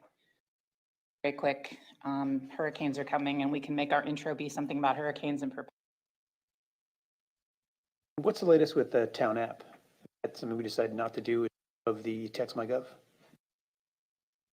Now, with the redesign of the website, we would have an option to add on payment for an app to be developed. But it's right now not on the radar. That's what you guys spend a lot of time in your committee. Crab had a prototype that member of Crab voluntarily. I have used a lot of that information that you guys did for Text My Gov, because it was a great roadmap for me to understand from your perspective what kind of information you wanted out there. And we also will use that roadmap too for the redesign of the website and using it. So. And one of the big drivers for that was a button where someone could hit it and say, where's the closest bathroom? That was where it started. Yeah. I don't know if there's anything that we have that really replaces that. Nice for parking too. So we do have parking programmed in Text My Gov, and we've beefed up the website to include the passport app download instructions. I've talked to the chamber about, they enhance information on their website. We can point to it. So if you say, where's private parking available? If they have a page that shows that, we can direct the person to that page. And if they even want to go as far as there are spaces available or not spaces available on their page, we'll direct that inquiry to that page. Now with the town parking, there's an app for that, right? There's an app to pay for parking. There's a phone number to pay for parking that we're putting in place. Does the app for paying, does it also tell people where parking is? That only, Well, the app, what it really is you go to the app and you say that I'm at parking spot 23. It's really more of a payment system. It's not where are the parking spaces in town. That's covered. We have that reference of those locations, I believe, on text.my.gov, or we point to that page on our webpage. but it doesn't tell people whether, whether they can park on Coconut Street if there's a space there. No, it does not. We're not at that level yet, but we'll get there. A lot of evolving to do. And is this payment site, is this through who coordinates the payment? Is it the town administered, or is it administered by the people who do the parking? It's administered by a private company. We're just a client of that company.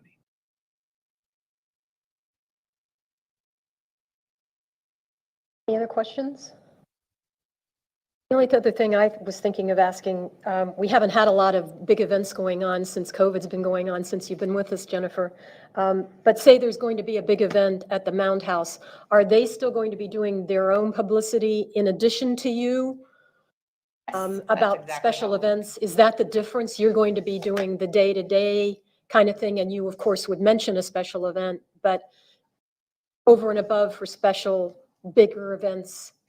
That was exactly part of that discussion that, all the friends of, we have several friends of on the island that everyone's saying, well, for the last 10 years, we've been doing this. On high to pay, now I don't need to do it anymore. And we had no idea and we weren't going to be doing it. So we wanted to be very clear with all the directors who interface with those respective friends groups and community groups. What's on Jennifer's list, and she will do. What's not on our list doesn't mean we won't work collaboratively with them and cooperate with them. It just means that they're still the point person. Right. And for example, with the Friends of the Mound House, there are TDC funds that they apply for publicity purposes, that it's much easier for them as a nonprofit to get than for the town to get. So there is going to be this bifurcation still. And I wanted to make I sure. call it augmentation. Yes. Augmentation is a great word too. That's a great way to put it. I appreciate you saying it that way. Any other questions? Does anybody object to her adding a category for us elected officials? I'd like us to have a column of our own. I'd like to know what's going on. I like that too, but I would also see if there's a way to add a category to work with compliance, code enforcement, and permitting. All of those various enforcement entities, Jason's group, building permits, we can explain to the public what our process is, what you need to watch out for, what we're seeing, trends. This is where the most fines are going out in this area, and here's how we can all work together to try to mitigate it if we work together doing A, B, and C. I just think that's really helpful because a lot of folks, especially if they're new to the island, they just don't know all the ins and outs of our system, and they may. Maybe it could be a joint category, code enforcement / law enforcement. So if she's putting out stuff in conjunction with the sheriff to educate people. That's it fine. I could just be think this that category. this is a little different though, because this is an area where there's so much, if you're a homeowner and you've got, all these, if you make any adjustment to your home internally or externally, yard wise, there's just things you need to know about and and a lot of problems are alleviated if you preemptively come to the town. I think that's an opportunity for us to explain that to people because it seems like a lot of the challenges, and Roger deals with this every day, but it's like, oh, I wish I would have known that, or a claim I didn't know, and I know ignorance of the law is no excuse. But when you have a lot of different minutia in these ordinances and regulations, it's sure helpful for us to do outreach to try to eliminate any potential conflict down the road. So Yeah, we definitely want to do that. I just think it's a little different though than the public safety piece, just a little bit different. Councilor Adderall, we definitely want to encourage that. People who reach out to us in advance is always a wanted and desirable thing, particularly when they're truthful as to what they're doing, clear with us what they're going to be doing. So it's kind of amazing to me, the people who will call us 6 times a year to find out if their hurricane pass is still good. will embark on a project on their house or do something without picking up the phone and call us.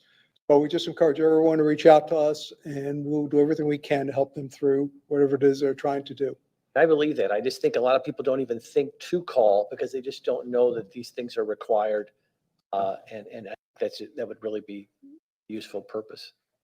Maybe the way to start it is, there are a lot of rules here compared to other places I've been. We're also on a barrier island, a lot of risk. And there's a lot of And reasons. so Yeah, I'm not. Maybe the first thing is the open thing is just like, live on a barrier island, there's a lot of regulations related to that.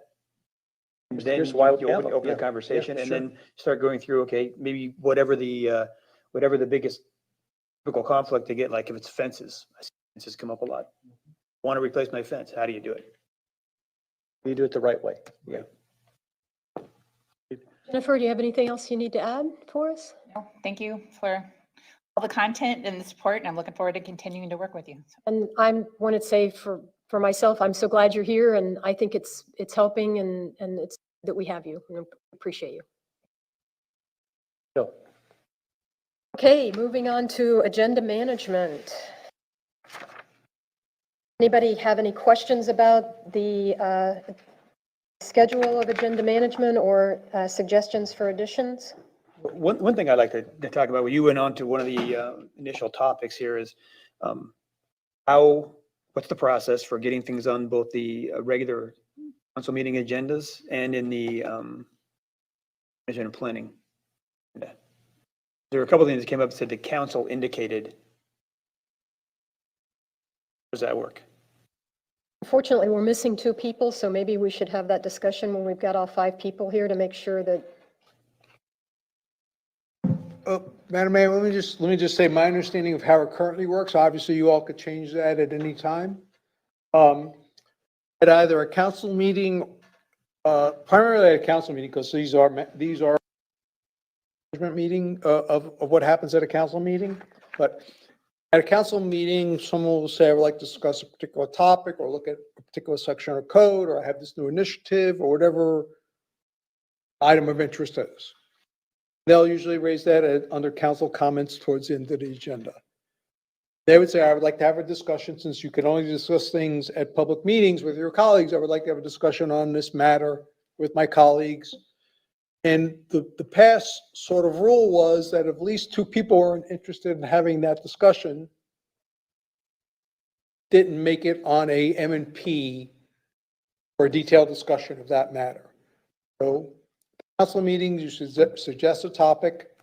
When your colleagues say, yes, that's a good idea, or there's merit in discussing that item, it's put on the M&P, you discuss it to get it to a point where it appears to be close to being a resolution, or close to being an ordinance, or close to being a modification of existing resolution, or close to being a modification of existing ordinance.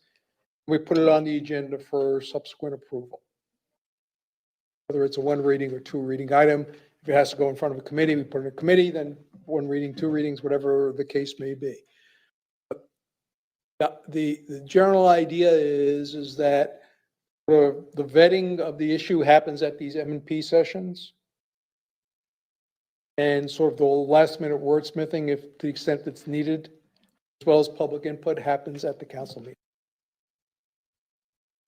It's my understanding, at least in the past, 4 town council agendas were published, that you sit down with the mayor and go over them. Is that still the case? The agenda is shared with the mayor if they have any input, and generally that would be more of, let's put this before that, because I think there'll be a lot of people here speaking to that issue, and we don't want to keep them waiting. More of that stuff is not what's on the agenda, it's where it's on the agenda. Okay. A question with respect to what happened this morning with respect to this community policing proposal. I don't think that it's necessarily an ordinance per se, maybe it is, but it's certainly a budget issue. Should we choose to proceed on that, what is the next step for the community policing proposal that we heard this morning? Would that fit into our budget process this month? There's a couple of things. One is that if the council made a decision that it wanted to move forward in doing that, we would have to up an agreement with the sheriff to collect amount of money, the duration, and with some clarity, the scope of services. Part A. Part B is, and parallel to that would be, how do we fund that? The captain put out some preliminary costs to you all this morning. Right now, that's not in our budget. As you may recall, the budget in terms of the millage can't go up, they go down or stay the same. So if that becomes a council priority at this point in time, considering where we are in the process, we'll have to bring back some alternatives on how to try to fund it, which possibly would result in curtailing doing something else to fund this. Roger, would it be fair to say that another course of action would be to utilize reserves for this, particularly since it's a pilot Always program? take money out of your reserves, but just remember, when you do, if the reserve amount is correct today, making that assumption, the reserve was there for a purpose today, then you decide to, well, this is an important purpose, let's take money out of the reserve, do that, widget, whatever it is. Remember, next year you have to pay for the widget to continue, and you have to backfill your reserve, so you get a double hit. That's true, you can't take the money out of reserves. Just for the record, before you keep going down this path, I'm really not in favor of going down this road. I think Bonita Springs set a really bad precedent by doing this.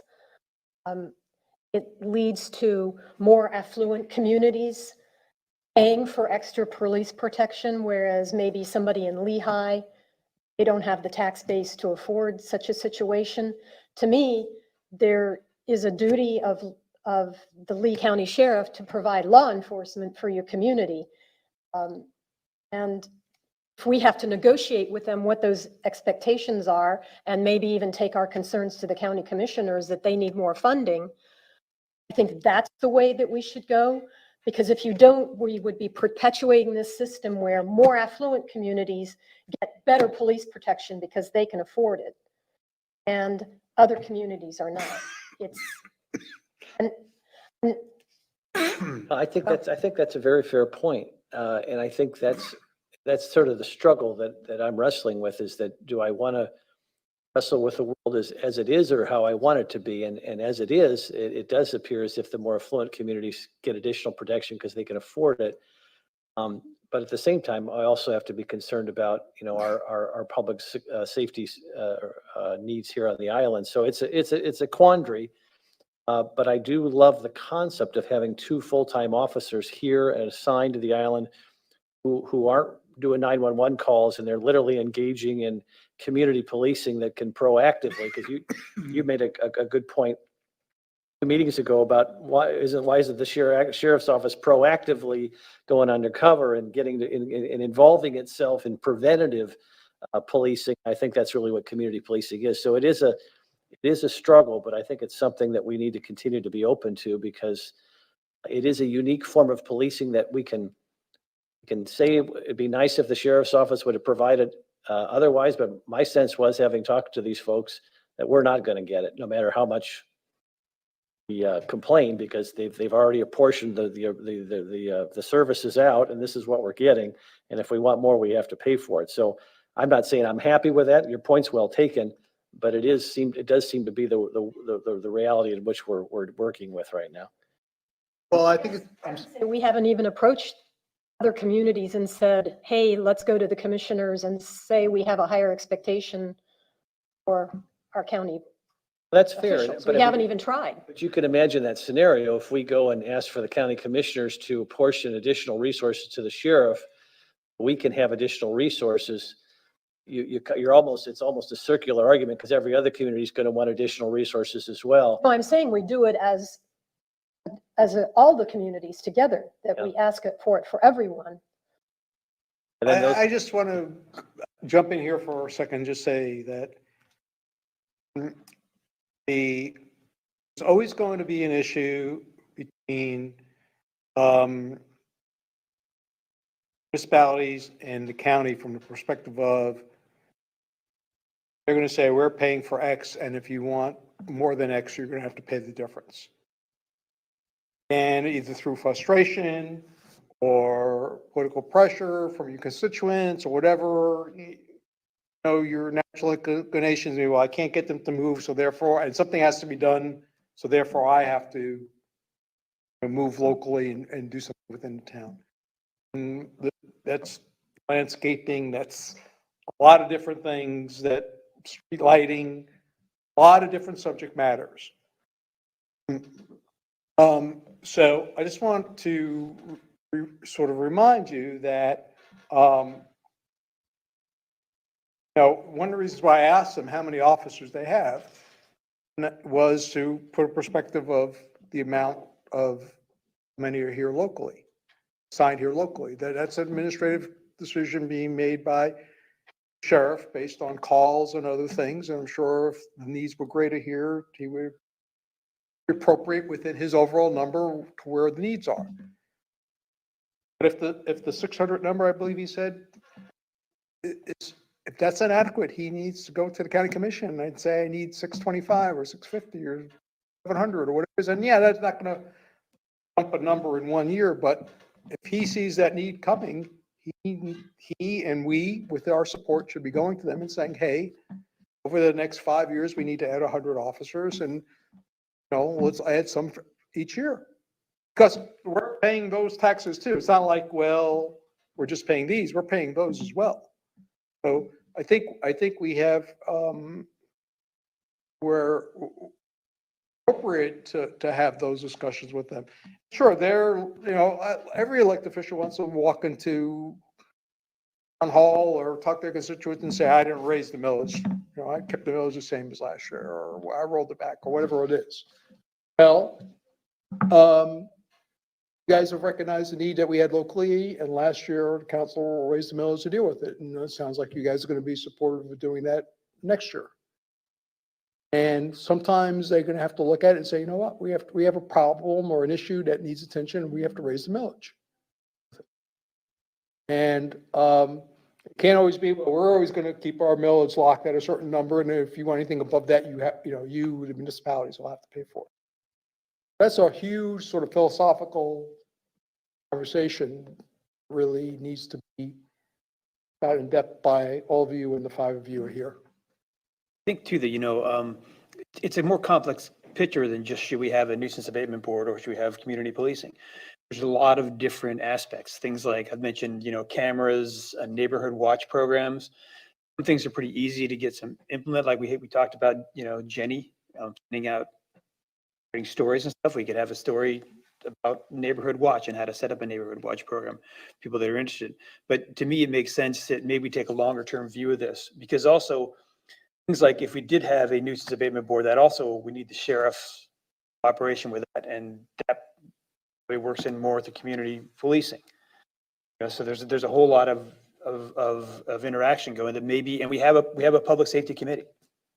Well, maybe we should send all these bits of information to the public safety committee and say, look at the numbers, look at the plans. Because I understand what Roxanne is saying. That's a good point.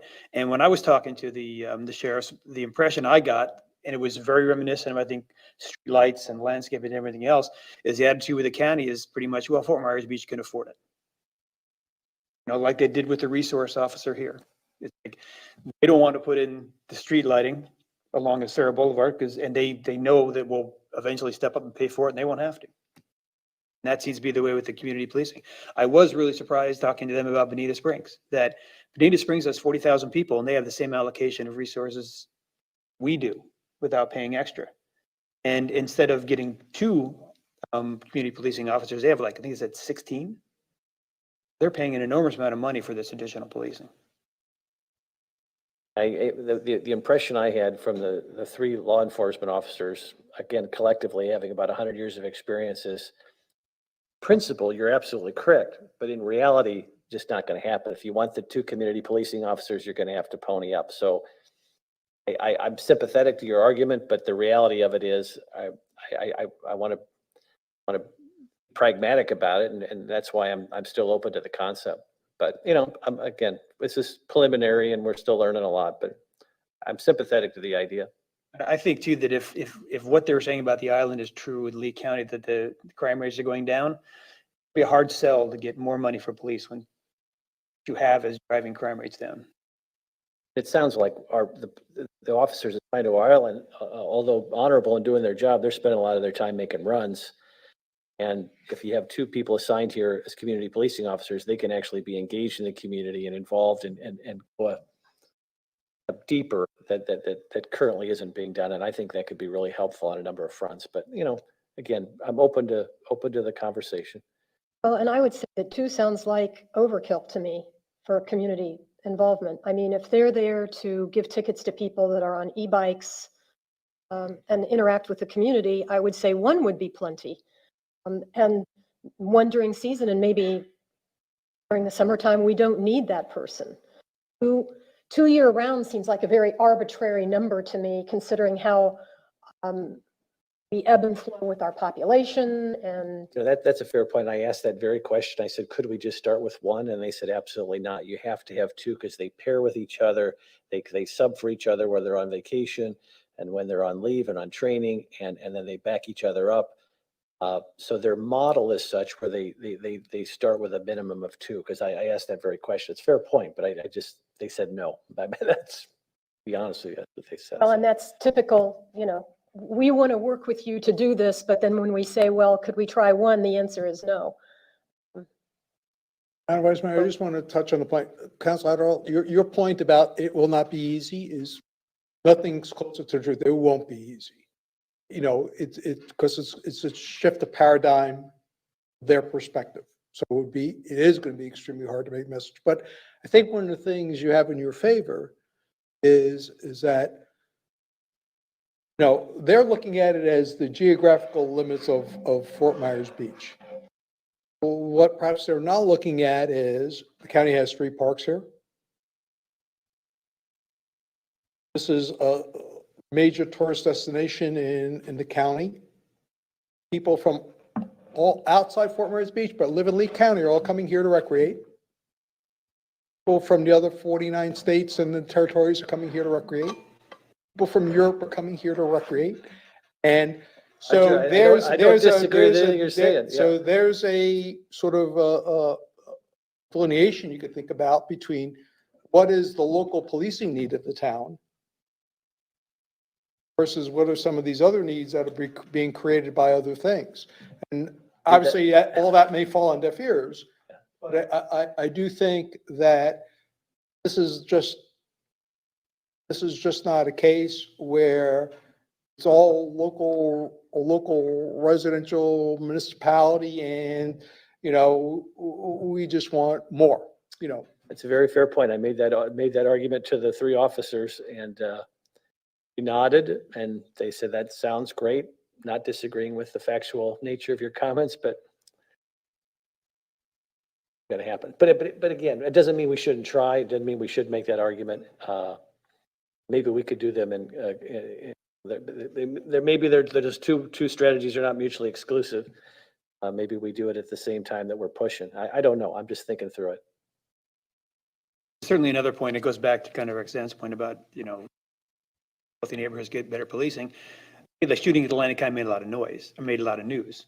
And a lot of that is a reason because it's on Fort Myers Beach. Fort Myers Beach makes news because it's everyone's playground.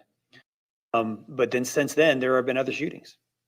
And they haven't raised the same kind of voice level that the Atlantic County did. Another thing too, one thing about is, what's the sense of urgency of this? Because like Roger said, we've set the rate now. We're kind of getting pretty close to wrapping up the budget this year. Instead of dipping into our reserves, is this something that we can put off for a year? We can analyze different alternatives.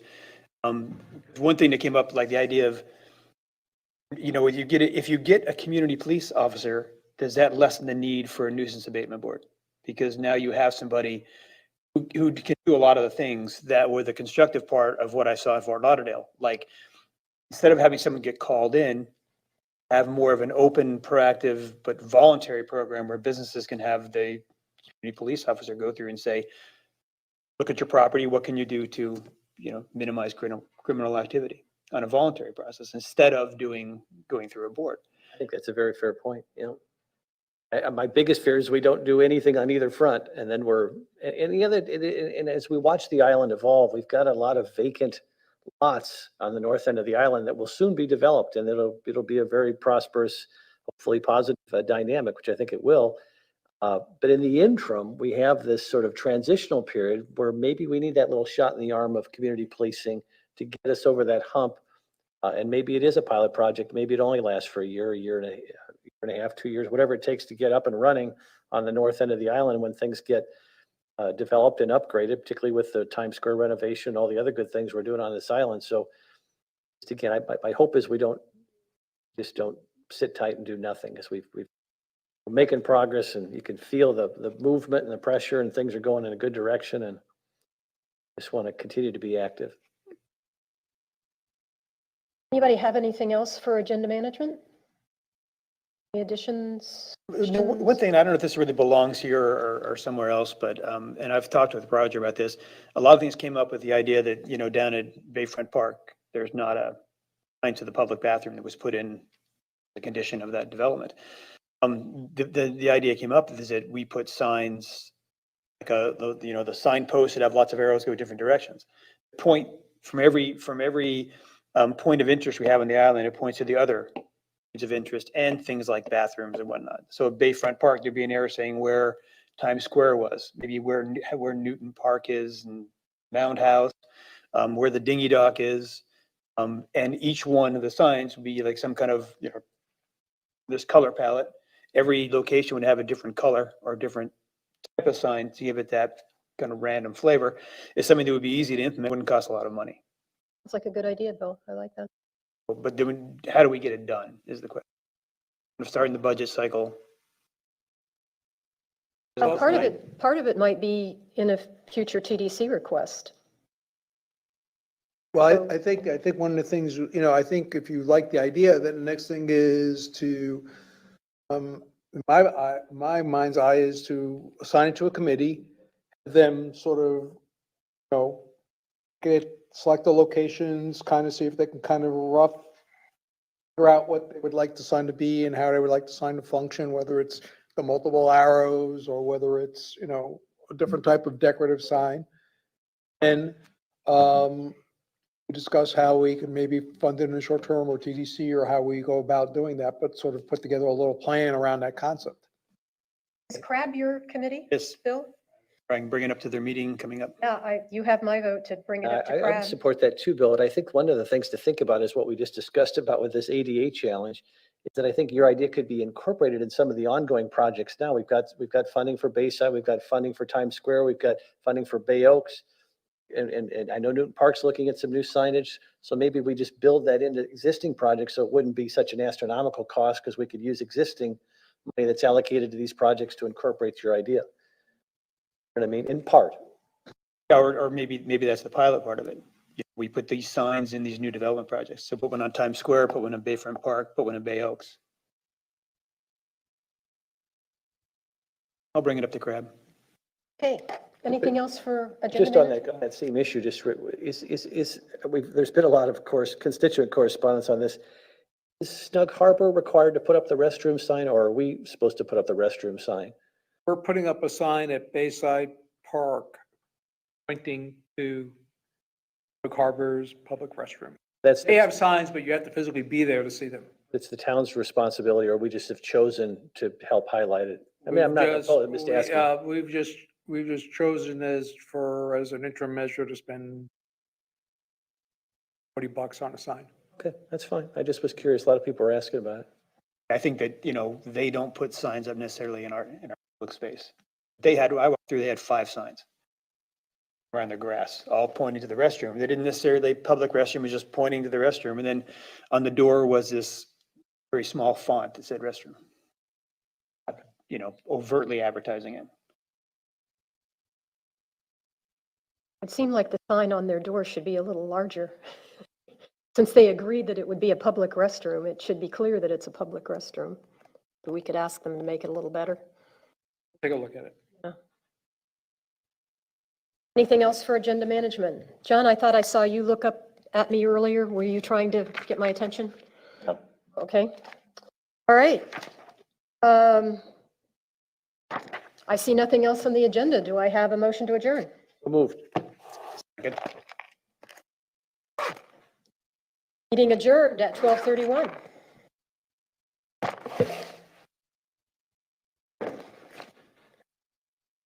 John, do you have a minute?